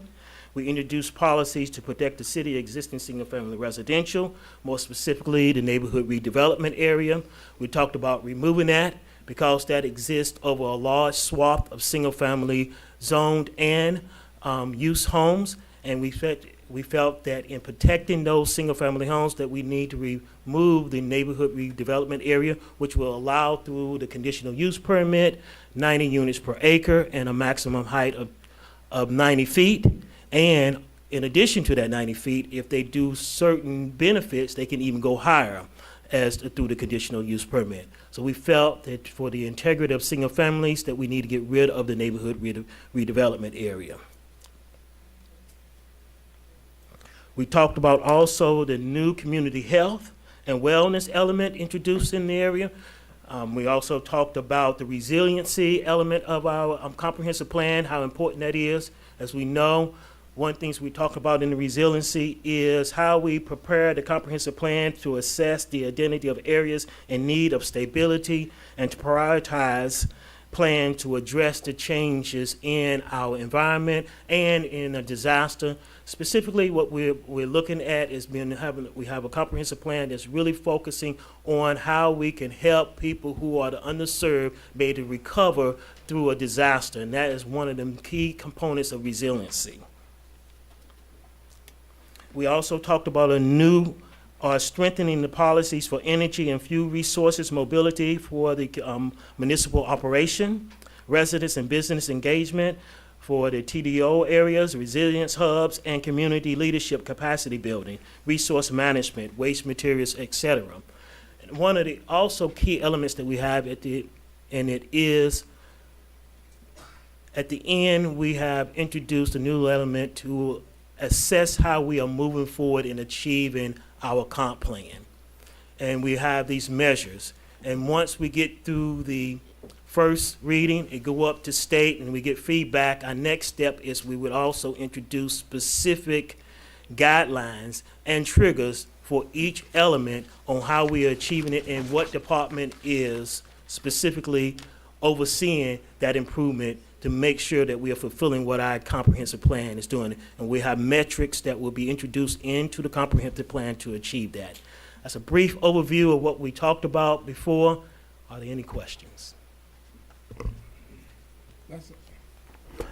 That's a big summary. What a brief. No, thank you. I know we had, I wouldn't say a briefing, but a quick, conversation today. I know it was busy in terms of some of the items that we mentioned on the plan, and we are going to have a second meeting on this, and we already late by submitting this to the state. Any question from the board on this item? Yes, sir. So I have an idea. Yes. I know everybody's trying to get out of here quick, No. I feel like I'm beholden to make sure there's a way to pay for the Galvin Center before I leave. I was jibber-jabbering with a friend of mine the other day, and we were talking about the Voyager Motel down on Biscayne and like 78th Street or so. And long story short, my friend mentioned his friend Arva Jane, who is the one who redeveloped the Voyager Motel. I don't know if any of you are familiar with it. It's an old 1950s era hotel. It's been totally renovated and reconstructed, and it is fantastic. Where did she come up with the money to do all of that? She sold air rights. I'm trying to simplify my vision with this, but I'd like to build in the opportunity between first reading and second reading to consider the sale of air rights. In this case, theoretically, Galvin Center, which could go up to 20 stories or so right now if some developer came in and bought it and wanted to build it. I don't want to see somebody come in and tear down the Galvin Center or tear down a lot of our other parks and build something up. But if we've got that existing floor footage between the 3 stories that Galvin Center is now and the 20 stories that it could be, if we could monetize those 17 stories, so to speak, as far as density goes, and sell those somewhere else I think that would be a wonderful way to monetize open air and then take advantage of that to pay off the Galvin Center. And I keep coming back to that. It could be applied at Cagney Park somehow. If we need to come up with another $3 million to build a bigger pool, if that's what we want to do, maybe we're selling air rights. I don't know if that would work exactly there. Question. No, go ahead. No, I'm following. So I'm looking for a way to put it out there for digestion between first and second reading, the sale of air rights within District 1, because I don't want to ask my fellow council members if they're not comfortable with it to talk about it in their area, but perhaps in the ST. That's the DOD. Right. Perhaps within the STOD, rights from the Galvin Center could be sold. They could then, if they wanted to take advantage of it, buy more footprint to build a denser building. It still couldn't go any higher. It just could be bigger as a footprint. So if I may, Councilman, interject on that. So what you're speaking of is transfer development rights, which is something that we have had discussions with some applicants in the city about doing. And it would involve a study to understand how we would monetize, to use your word, because that is key. What would be that matrix that we would use to be able to determine what is your value for those density, as it relates to the market? And we have to do a study to see how that goes. In principle, as we have told to others who have brought that to our attention, we are in favor of it. It's just something that you just don't slap and just say, okay, let's go do it, because it's a study that needs to go to see how that application would be applied within the land development regulations. And when you're talking about transfer your development rights, as we discussed, you're talking about increasing the current density of your site, right, of their site. So, as example, let's say across the street from you to the southeast, to the northeast, you have Biscayne Bay.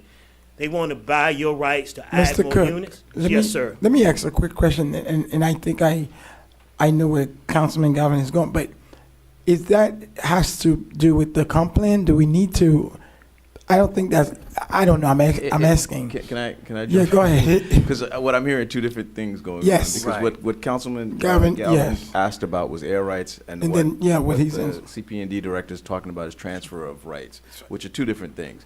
What he's talking about definitely would need to be in the comp plan. But in terms of selling property, air rights, we're doing that now. I mean, there's at least two projects in the city now. I think the library, and the other one. But yeah, but that's where it comes up. But that usually comes up in the because the way, the best example of what air rights is you look at the Trump Tower is the one that everyone talks about in law school. So Trump Tower, they wanted to build the Trump Tower, and Trump didn't want anyone else building around him and blocking his view, so he bought the air rights all the way around them. And what that tells us is, first, in order to sell air rights, you need to own those air rights, one. Right. And then you need a buyer. Right. Right. So in our case, as a city, the only place we would be able to sell air rights is on properties that we want. That's city owned. Right. And you would need a buyer. Right. Who wants those air rights. Right. Right. Who says, hey, we don't want you ever building Galvin Center, so we don't want you. But, more likely than not, someone's going to look at it and say, hey, well, one, the city doesn't own the Galvin Center, and two, when the city owns the Galvin Center, that almost guarantees that no one will ever tear it down and build a building there. Right. So, I mean, and the point of all this, that's my selfish. Right. No, the point of it, if you're saying, can we talk about that and think about it? Yes, we can. I don't think we need to do it in the comp plan. I mean, that's something that as that comes up, we can do it contractually with whoever the buyer is. so it doesn't need to be in the comp plan. What Derek is talking about, I'm sorry, the CP&D director is talking about the transfer of rights from one person to another, saying, hey, this building has this number of, can build this number of units, this building has less number of units, I'm going to transfer that right to this other place. That's something completely different, which is what he's talking about. So you're talking two different things. So in the case, I'm gonna only talk about what I'm talking about. So in the case of Galvin Center, it's owned by Jimmy Tate. The city doesn't have the ability to sell air rights there on its own. Could it do it with Mr. Tate's approval? Sorry, I'm using your name, Jimmy Tate, in vain. Yeah, I no, haven't run any of this the by air you. rights wouldn't belong to the city. The air rights belongs to Mr. Tate. So neither of us could sell. He could sell it. could sell it. He could sell it. But that's no benefit to the city. You know, I Well, thought, maybe I did, but I'm trying. You follow what I'm trying? I'm trying to come up with some Something? unique ways to. I mean, I I understand what you're saying, so we can talk about it after. But if the point is, since we're discussing the comp plan, whatever we come up with air rights has to go in the comp plan, the answer is no. Yeah. So how we about can we can this? do that as a separate thing. Enchanted Forest, 22 acres. I don't ever want to see Enchanted Forest redeveloped. no. Well, it's not going to because it's a park, and there's a moratorium. You can't, without going to referendum, you can't redevelop a park. You know, There was talk of it 20 years ago, so I'm sorry, in theory, can we sell those air rights that would even make it impossible if you went to a referendum, thank you. So again, in the example that I gave, then, if you're using, what is it, Enchanted Forest as an example, the only buyers for those air rights would be the buildings around Enchanted Forest, right? They're the only, because that's the only entities that would not want their views blocked. Right. But as it is right now, I think we have like 4 or 5-story buildings there, and they know it's a park. So again, if we say, hey, we have air rights over Enchanted Forest for sale, would we get a buyer? I doubt it. I don't know that we would get a buyer. Well, let's look, I would say let's let the market maybe decide whether that, like, in theory, the STTO is just catty corner across the creek, but, in theory, it's not immediately abutting, but can somebody buy can somebody buy air rights if they're not immediately abutting? Could somebody on Northwest 7th Avenue, I'm trying to give more of a I mean, geographical. again, I'm trying not to go back in my old days as a someone representing developers. But if I'm a developer, and you're telling me, if I'm your attorney, you're a developer, you're telling me you're trying to buy air rights 7 blocks away, I'd tell you that you're wasting your money. I mean, there's really no point in that. But I mean, again, if the point again, we're talking about comp plan, we can have this discussion. We can come up with whatever ideas you want. We don't have to flesh them out tonight. But the point is, whatever we come up with doesn't need to be in the comp plan. That's my point.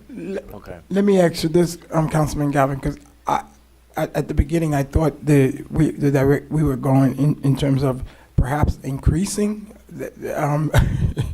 where we've been hearing the heights and all that. That could be something in terms of making more, I guess, money for us as the city. But I know we don't want to touch that. I thought that's where we were going, and that's something that's in the comp plan where we have several levels. Where Solomia get a level, and we on 7th get a different level. But I don't know. Is that where Yeah, no, I have 1,000 ideas that Got are now it. popping up in my own head. Art Jane sold her property rights to somebody in downtown Miami so that they could build 70 or 80 stories or something goofy like that. They're not abutting. So I want to protect our parks, I want to protect our public facilities, and if there's a way to do that by monetizing the air rights and selling it off, we would protect them because nobody would even bother buying them now because they can't go up more than what they are. But we could come up with we need money. We could come up with ways to make money off of air rights to pay off debts, shortfalls in the budget, Galvin Center, like Cagney Park. Cagney Park, That's where I'm going with it. It just, the light switch clicked when somebody said to me a week or so ago, oh, Arfa Jane, blah, blah, blah. And I'm like, wait a second, Voyager Motel. How did she do that? Air rights. So if we don't do it tonight, I won't belabor the point, but that's sort of where I'm going. We have to come up with some creative ways to make money. I totally agree. Mr. Cook, is that the end of your presentation, sir? Yes, I'm just here for questions, sir. Oh, okay.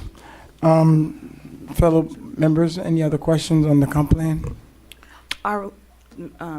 Mr. Cook, are we going to go through all the other proposed changes? I know there were some that were on discussion during the planning commission.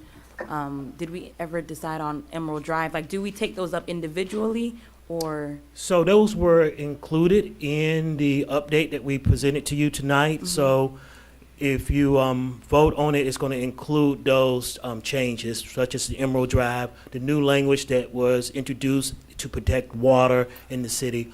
All those items are part of the comp plan. And what about the BZ zone?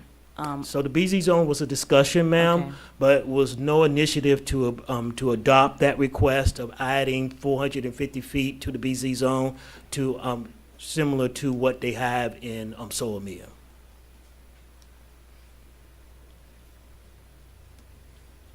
Okay.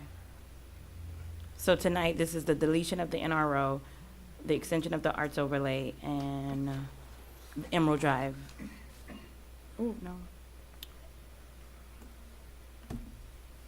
Okay. So we would need to vote on the PZ recommendations, and to your point, I'll read them into record. Which recommendation? What are you talking about? Now I'm So- confused.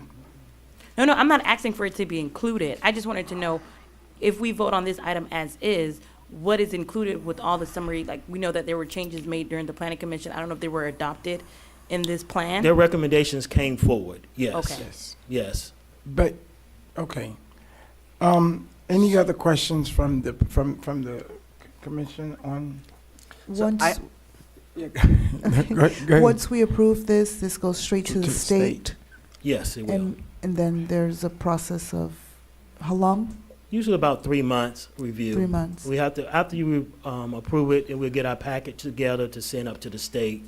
Probably be about 2 weeks, and then we get up to them about 3 months before we get it back from them.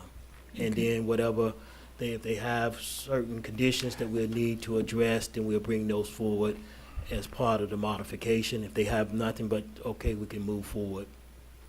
And at that point, that would be our second reading? Yes. Okay. So I have other questions about the RAC and the SDDO district. Are those, we have 3 months between tonight and potential second reading. Maybe this is more a question for the attorney.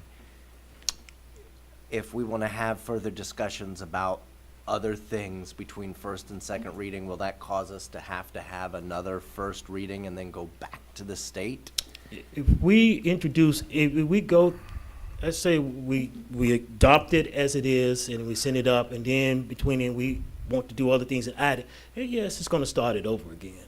Yes, it won't be second reading. We'd have to go back for state for assessment. So there's no level of tweaking that we can do. We'd have to start all over. Yes, yeah.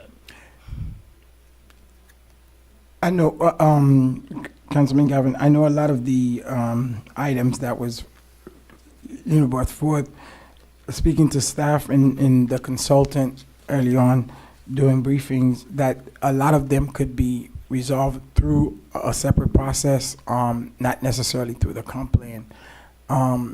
So can you just talk about that briefly, Mr. Cook, that a lot of the concerns and whatever stuff could be done through other process, not necessarily through zoning and different stuff, not necessarily the comp plan necessarily, which is an overview guide of the city that guide us. Go ahead. Mayor, before he responds, Yes. Whose concerns are we talking about? Well, we're not mentioning names. I'm just saying there's a lot of residents. I got emails and stuff, and some of them that I when I forwarded and talked about. So I'm not All right. specifically. I'm not. Because what I'm mentioning- concerned about, I would Yeah, I want- know, not I know, want I us to know. discuss Yeah, If someone's no. never made an application, we shouldn't be. No. Yeah. No, it's just residents, and some of them I forward to the city manager that we talked about. But in talking to the director, it's like a lot of those was not necessarily comp plan issues. There are issues that we could do through zoning and through different, through different processes that we do in the city.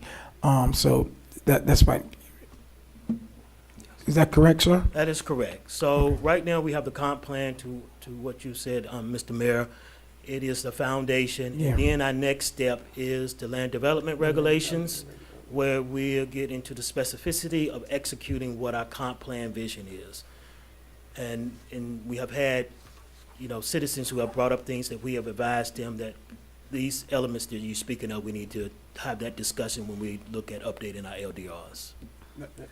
So we're talking about getting rid of the rack, and the state, I think, if I understand, has said we should get rid of the rack, or they're getting rid of the rack. Why is it still part of the comp plan we're looking at tonight?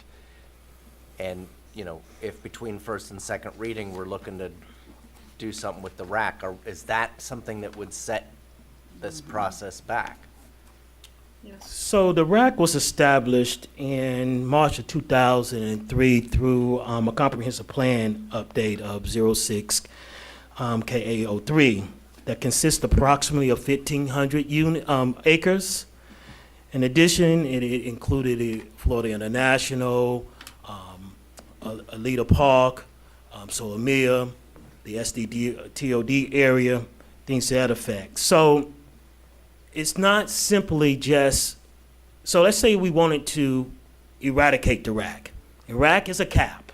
The cap that was presented was of 7,000 units. Now we get rid of that, we eradicate it, and then we say, okay, state said, okay, you want to get rid of the rack.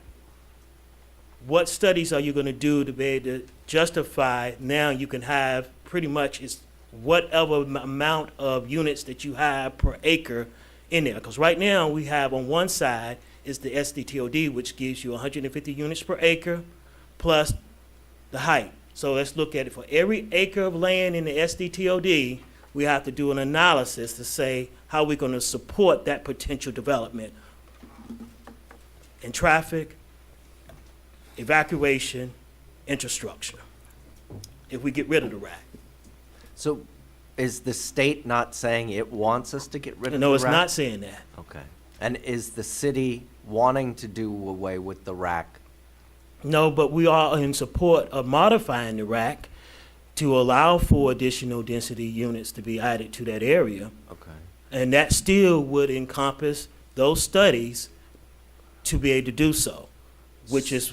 So if we wanted to modify the rack, that wouldn't set tonight's process back. It would just involve more studies. It set us back about 6 months to a year to get those studies done. But we couldn't modify the rack So to between actually, first and second reading. no, we couldn't. So what would happen? Let's just say tonight you and Mayor and Council decided that's put in language that let's get rid of the rack. It goes up to the Department of Economic Opportunities. They assess it and say, reject. Where's your studies to support getting rid of the rack? Where's your studies to support modifying the rack? And when it comes back, then it's going to be incumbent upon us to pay for those studies where we have potentially one property owner who wants to have these lands, who has monies that they could invest towards those studies, get them done through a separate process that we could help facilitate as staff to get them in front of you for this modification at their expense and at their benefit.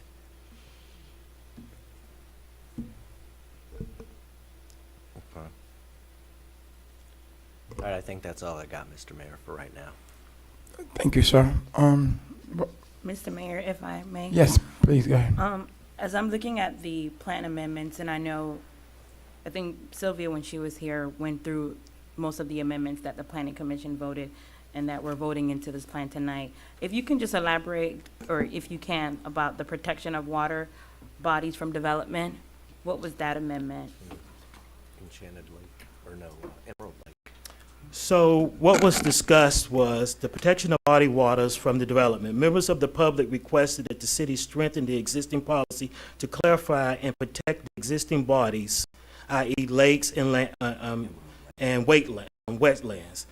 The constituent provide potential draft language to propose to the council for inclusion of a conservation element in our comp plan.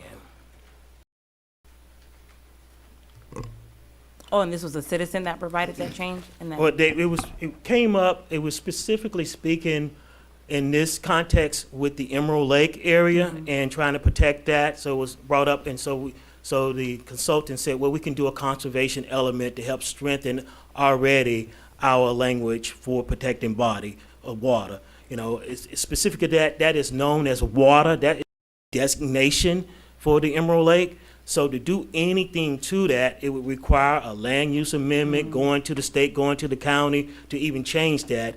And it's just not an easy access. But even with that, we said, okay, we'll introduce even stronger language to help protect our bodies of waters and wetlands in the city. Okay. And that's one reason I'm willing to support the redevelopment or whatever of Emerald Drive. That lake is not only pristine and beautiful and a real attribute to the area, but it also serves tidal flow. You know, it rises and drops with the tidal flow. So I would, if there was a possibility that some developer could come in and buy up that lake and build on it, I would oppose that greatly. So I'm thankful that you put in the stronger restrictions, because even if those residents now on Emerald Drive sell their properties, somebody can't take the lake to make their dreams come true. We're in agreement with you, Councilman. Mayor, if I may. Yes, sir, go ahead.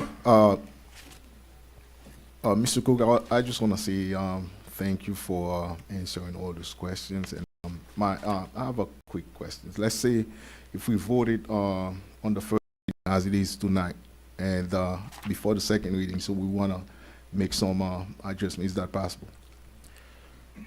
So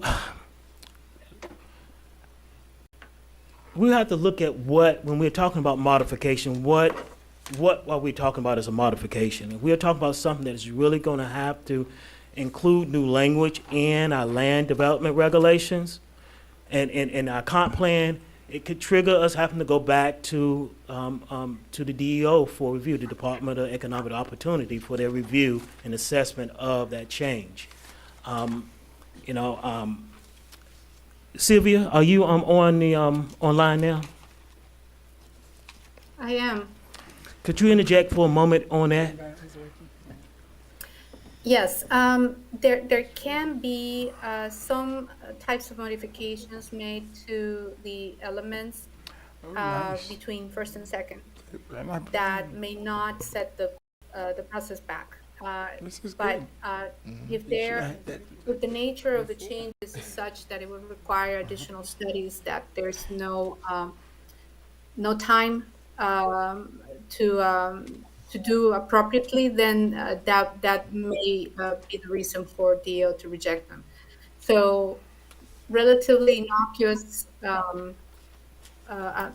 amendments, changes, revisions are okay, but something on the nature of what Mr. Cook mentioned, such as eliminating the RAC, whereby that could allow for the STDOD to accommodate up to 12,000 units instead of the 2,000 units that it allows today. That the impact of that would be something that we would not be able to do without setting the process back. So I just wanted to be clear. I didn't, because I felt that I was giving the precedent to be absolute, and I knew it was some massage room in there. So I went to the consultant so she can clarify. Yes, we can, you can do nips here, but if we do something that's comprehensive, we're back in front of the DEO. Thank you. Thank you, members. Any other questions? Hearing none, Madam Clerk.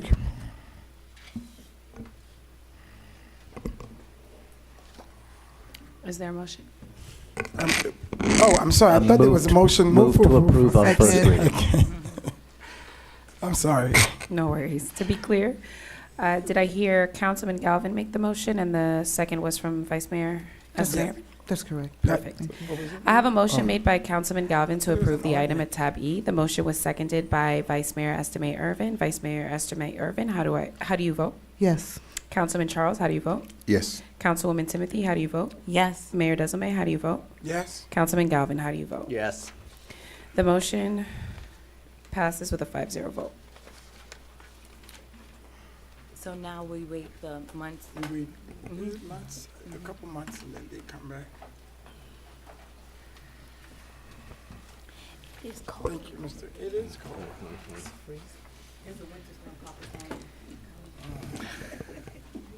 Winter is coming.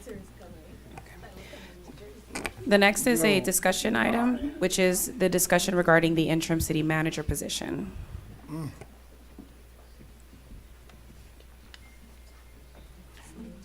Oh, is that me? Oh, I didn't even hear. Oh. Thank you, Madam Clerk. I wanted to say it's that time, to say thank you. As we all know, our city manager is leaving on the 2nd. Well, she's not officially. I want to clarify to make sure she'll still be with us, but not with us. But she'll be officially out. In terms of being in charge of our city, February 2nd in 2 weeks, and February 3rd. Oh, okay, I thought it was the 2nd, the 3rd, the 4th, but you'll still be on with us until as a consultant working to assist us with on as needed basis until June 30th. And I want to thank her for her service to our city. Although everyone knows we may not have agreed on a couple of things, but one thing I do know, and you do know about me, I was very, in terms of very respectful and direct. I never play games or give any bad intentions in terms of that, and I think that was something towards the end, a part of your departure, we kind of got a little bit closer, closer than needed, but you really have done what you set out to do. I want to say thank you in terms of that, and with that being said, I wanted to offer you a few words, and if any members want to say a few words to you as you depart. You certainly know how to throw a party as you are leaving this afternoon. So, Madam Manager, you have the floor for a few minutes. Yeah. All right, thank you for indulging me just for a few minutes. First, I need to thank the former Mayor Biena May, Mayor Alex Desomay, Vice Mayor Mary Estemayor Irvin, Councilman Scott Galvin, and former Councilwoman Carol Keys. It's not lost on me that I would not have had the opportunity to serve this community without your initial appointment. And so for me, you will always affectionately always be known to me as the first five. And so I thank you. It was 3. Let's get it correct. It was 3. and then we do it after, but we got to be on the record. It was 3. So will always be known to me as the affectionate first five. Thank you to Councilwoman Timothy for working with me since your election and joining on the council while I've been here. And to Councilman Charles, I'm excited to see you on the dais, and I'm excited to see what you'll do in the future. I also want to thank our elected city clerk. I have met few public servants that are as passionate as you are, so thank you so much for all that you've done and how you've been helpful. For me, it has been an honor and a privilege to serve the residents of North Miami. During my tenure, with the support of council, this city has demonstrated fiscal stewardship and some outstanding accomplishments, including turning around a massive financial deficit to a positive fund balance, and so I know we will carry that forward. Inviting unprecedented developments to the city of North Miami that will help us in the future and add approximately $500 million of assessed property value in the future years to come.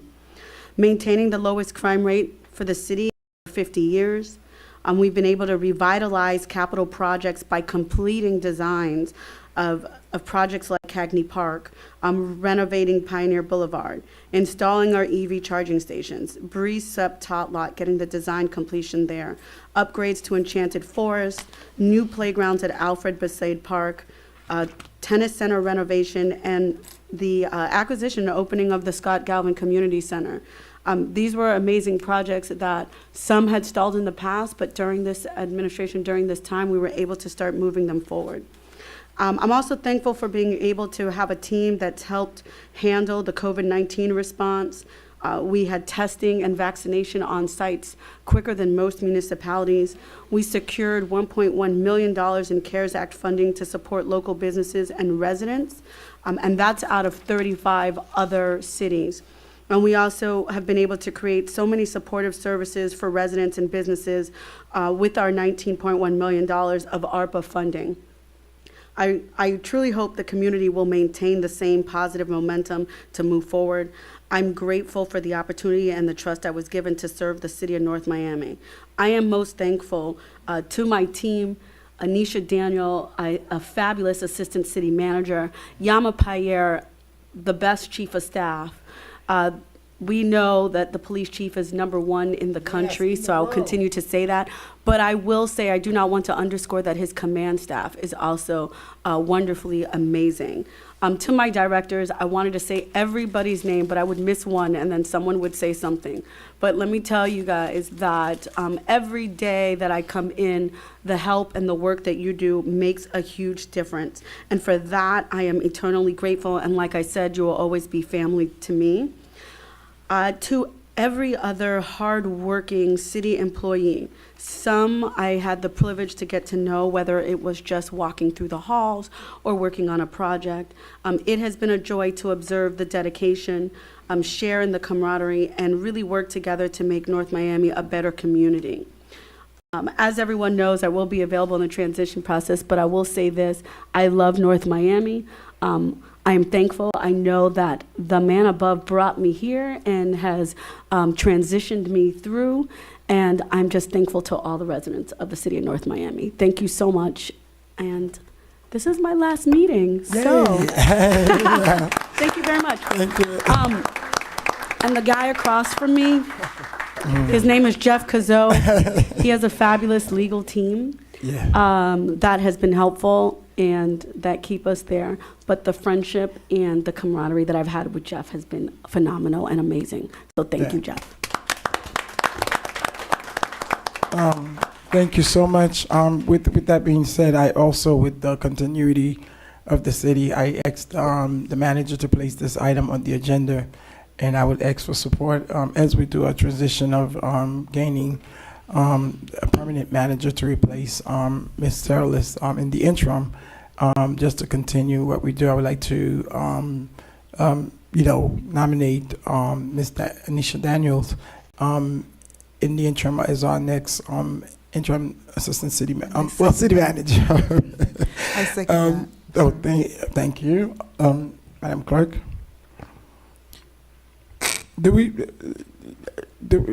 I'm sorry, Jeff. Go ahead. I'm sorry, Madam Clerk. Go ahead. No, I had a question. Well, since it's a vote, you'd have to open public hearing. Do we? Okay. Well, public hearing is open. Chief, I know. Chief. Public hearing is closed. No, you have a chance, but this is on Ms. Daniels. The appointment of Ms. Daniels. So public hearing is closed. Go ahead, Madam All Clerk. right, I have a motion made by Mayor Desamay to appoint Anisha Daniel as the interim city manager. The motion was seconded by Vice Mayor Estimate Irvin. All in favor? Aye. Any opposed? The motion carries with a 5-0 vote. Mr. Mayor, I'd love to discuss the process on how we move forward in a search for a new city manager. I would propose that we take a 60 or 90-day application search honestly, for that. Yes, I was not prepared to do that tonight with all of what's happening today, honestly. So maybe at the next meeting we could talk about it. I think that would be that we could do that. But in terms of that, thank you. Yes, absolutely. Yes. Go ahead. Thank you. Anisha Daniel, first I want to say thank you to the city manager for allowing me to work beside you and serve with you. We've been able to do some phenomenal things. Thank you for your leadership. It has been rewarding. I've learned a lot from her. I want to say thank you to the mayor, the vice mayor, and the council for your vote of confidence and allowing me to continue to operate under your leadership to move forward the city and just to continue with some continuity. So thank you for your vote of confidence.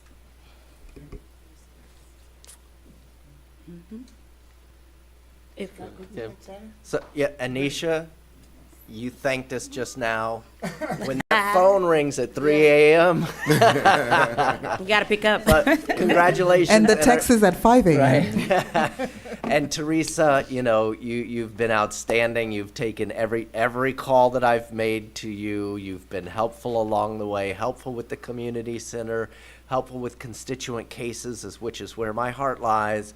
Thank you for everything you've done. It is not easy having 5 bosses who all might be in a different frame of mind every morning. So, you know, thank you for having the fortitude to stick with it, to be with us. And, you know, I just wish you all the best for whatever you do going forward. If I may, if we're going in order. One is yeah, it can be council report too, yeah. To Anisha Daniels, congratulations. You have some tough shoes to fill. And to Teresa the realist, she came in on day one. I have the pleasure of working for you as your PIO and of course serving with you as councilwoman.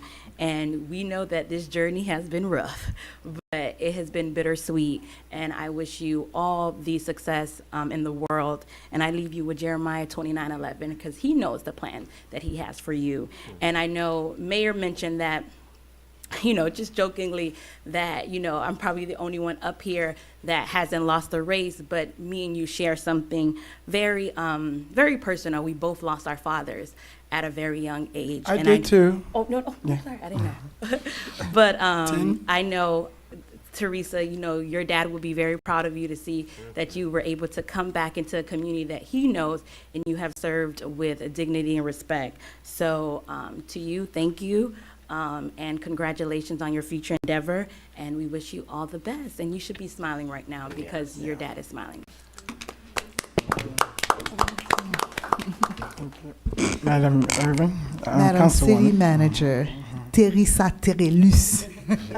First of all, I just want to thank you. And, you know, she's highlighted a lot of her accomplishments here, but I just want to remind everyone, she came in the middle of the pandemic, at the worst time of the city. Not only did we have a health pandemic, we had a financial pandemic as well.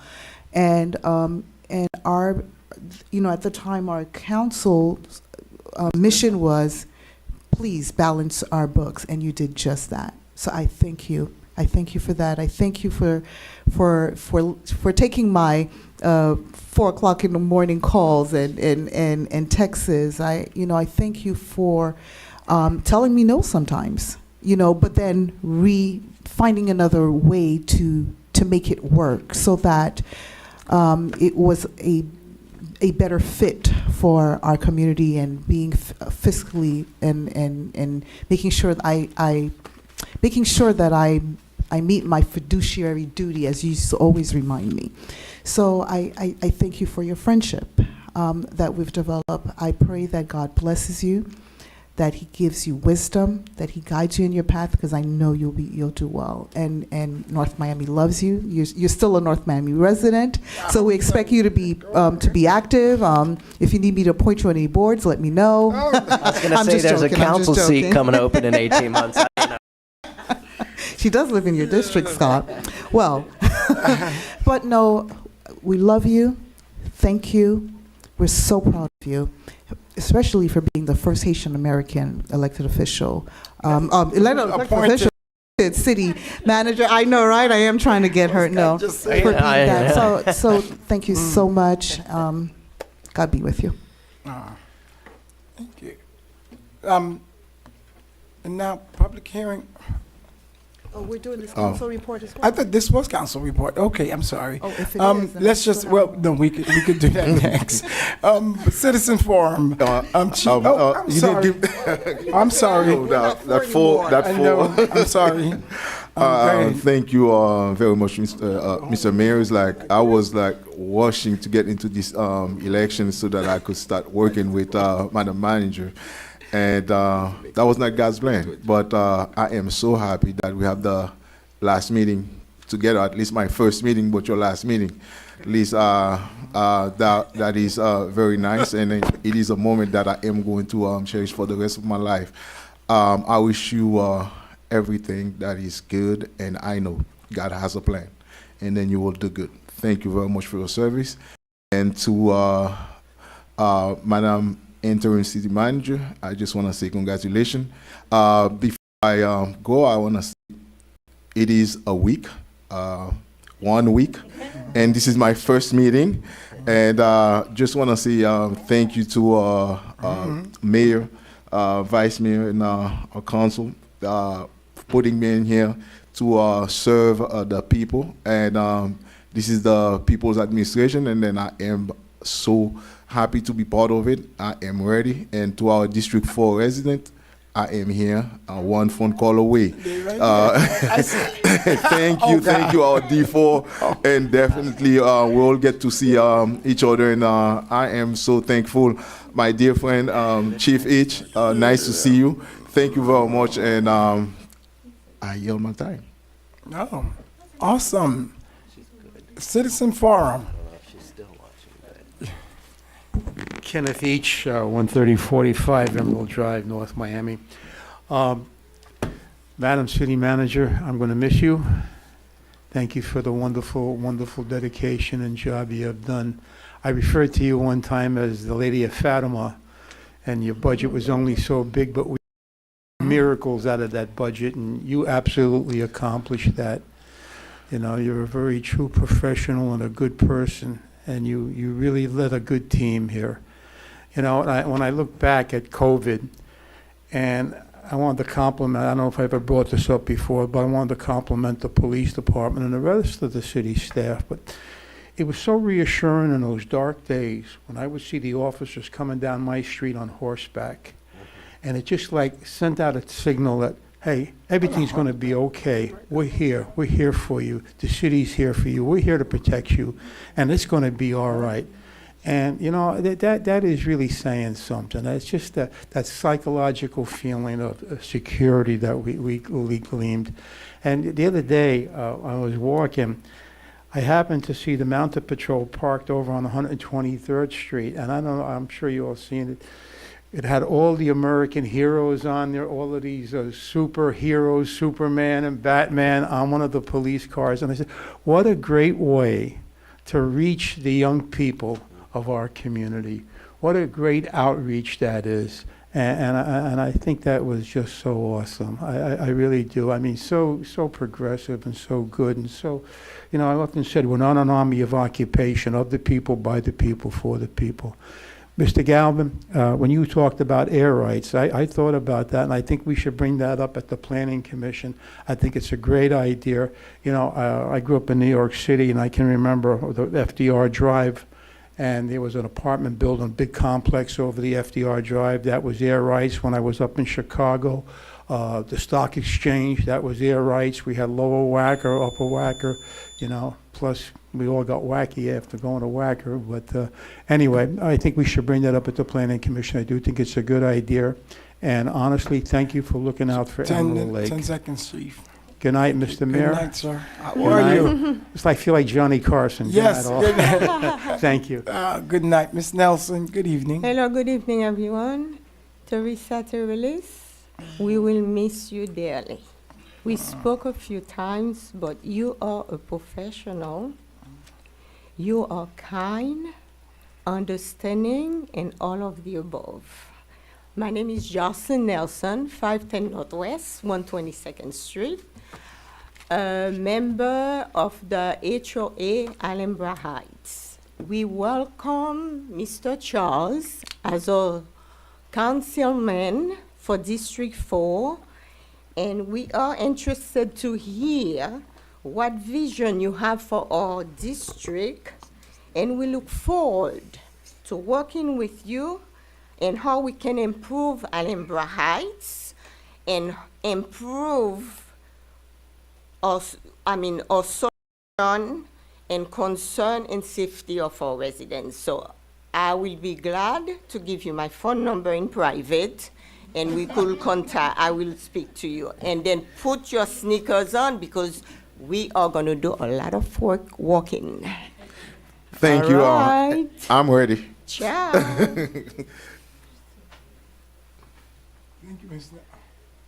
Thank you, Jocelyn, and I guess you could add him to the group. I said you could add him to the WhatsApp group, the WhatsApp group that you guys have.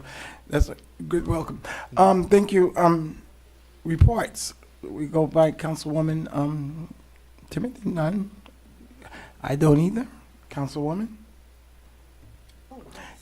Madam Manager, I was trying. I said 9:30. Oh no, they're trying to blame it on me, right?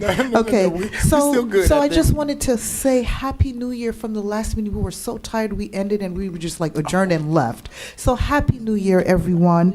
I just want to thank all the people that assisted in our Soup Jamu celebration. Thank you for all of your help. All of the sponsors, Mike McDermott, I'm sure you helped out somehow. Thank you. I'd like to also congratulate again for the last time, Mr. Mayor. For being our mayor. Thank you, and welcome, Councilman Charles.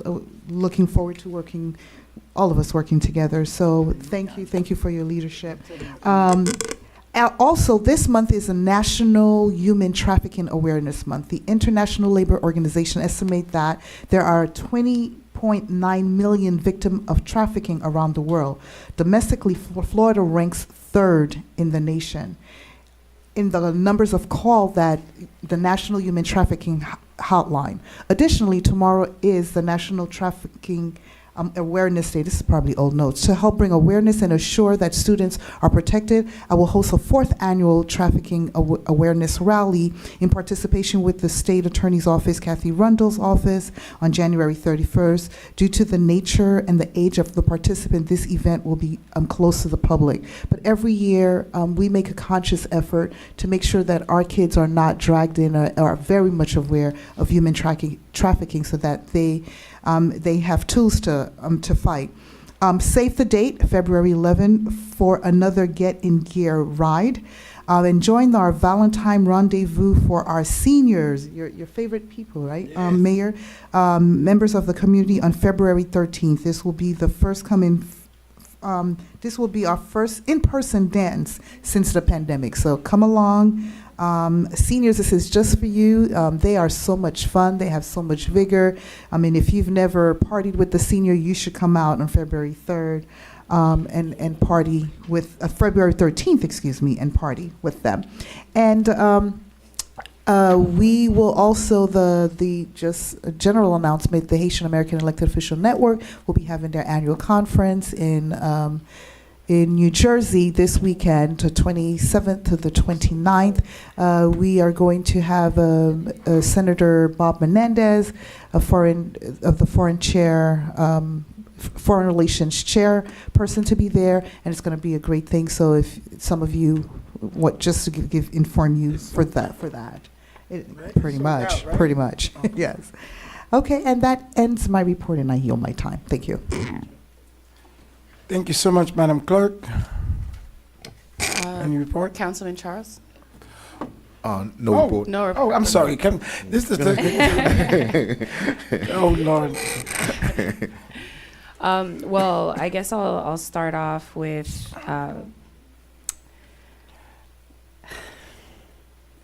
so yeah, no, don't make me cry, because when I get to it. But so, you know, these spaces often don't produce opportunities for friendships and for genuine friendships and counsel. But regardless of the disagreements we've had, regardless of the things that we really experience conflict around, you were always able to not only be a professional, but also be a mentor. And you took time to communicate. You know, you were not shy about picking up the phone and saying, this happened, about it. And it's definitely made a mark on me, because then I think about how, you know, we interact and how we show up for other people. And I think one of the greatest blessings, right, to share space, and I remember being really excited when you came along, because it was just, you know, just a bunch of attorneys sitting here and disagreeing about the same exact thing. And the ways in which you would always find ways to mentor, find ways to remind me that there's space for everybody. And you were never a competitive person, never, you know, never harmful to me. You were just an amazing mentor, even when we disagreed, even in varying circumstances. And so thank you so much. I know that we're technically family, so we'll Madam Clerk, see 2 each other minutes. again. Let's speed it up. But I am very much grateful for the time that you spent here. I know a lot of us are really grateful. I want to wish everyone a happy new year, happy Lunar New Year for those who celebrate. It is the year of the rabbit, and even if you don't celebrate, I think it's important to think about the fact that this year, 2023, being the year of the rabbit, is a year for contemplation, for self-reflection. And so it is, you know, a year where I think there's opportunities for people to really prosper in a big way, and I wish that for you, for everyone in here. And it's also a time to really ground ourselves and seek peace. And as we talk about self-reflection, I do want to remind us that we're on the heels of Martin Luther King Jr.'s birthday, and then of course coming into Black History Month. And I want to remind folks that it's not just quotes. You know, we love to talk about what MLK represents. We love to talk about all these historical figures, and yet when the causes are present amongst us, we say nothing. And so as we start to really see these issues bubble up, I would hope with the same energy that we're able to retweet, with the same energy that we're able to write a caption that includes some wonderful quote, that we're also able to stand up for the issues that are affecting us and our children each and every single day. And so again, I remind you all that it's not a quote, it's not an opportunity to just share facts. It's really a time to stand up for what is right, for what is just. And it's not lost upon me that it is difficult to step into those shoes, but it is what we must do because it is the right thing to do. And I'll keep it short. Thank you. it. Jeff, you got 1 minute. I promised the manager we will be out of here at 9:30, and it's at 9 minutes. I don't know. You did. I know you're. Go ahead, Jeff. I'm sorry. This is going to be my last opportunity to say anything in public, because every time the opportunity comes, something happens. This afternoon, I was going to say something. My daughter called me, and I actually missed it. So, if you'll indulge me, you know, I said this before. You know, I had a great relationship with the previous city manager, and everybody knows that. I had, you know, I had like remorse when he left. So it wasn't. So when Teresa came in, I heard that there was going to be a Harvard-trained lawyer sitting across from me, and you know, every lawyer hates to have a lawyer as a client. So. You know, I went through a lot during those periods of time. But as everyone said, I mean, Teresa came in, hit the ground running. I've learned a lot from her. She's been professional, effective. She's been smart and hardworking. Her heart has always been in the right place. Whether you disagree with her or not, you know, her heart's always been in the right place. And I can tell you that because the city attorney and the city manager, we do have a special relationship. We're in the room together. We go into battle together. We go into briefings together, which sometimes are the same thing. So out of everyone in the room right now, I know what I think. I know more of what she went through. I thank you for the friendship that we've developed. We'll see each other. All right. So I know you wherever you're going, you're going to do a great job, just like you did here. Thank you. Well, she's here until the 30th, technically. But I want to say again, and I'm not going to say anything, but as we said, Madam Manager, we may have our differences, and everyone know. And it's important that we keep it real and we keep it very respectful. And you know, one thing that you would say, and we have had this discussion about me. I'm not phony, and I would not do that. But your work, we have gotten closer as you are leaving. That's kind of funny how we got a little bit closer in terms of you leaving. So I have not been privy to some of the stuff that Jeff talked about, but I do know the professionalism has always been there. Always, we have not disagreed. Again, thank you so much, and we are looking forward. And thank you for always giving advice and some good recommendations. Thank you. May I hear a motion for adjourn? So moved. Thank you. Good night. I have a motion made by Councilman We're Galvin supposed to have a adjourn, report, but you seconded know, it's by already adjourned. Vice But thank you, everyone.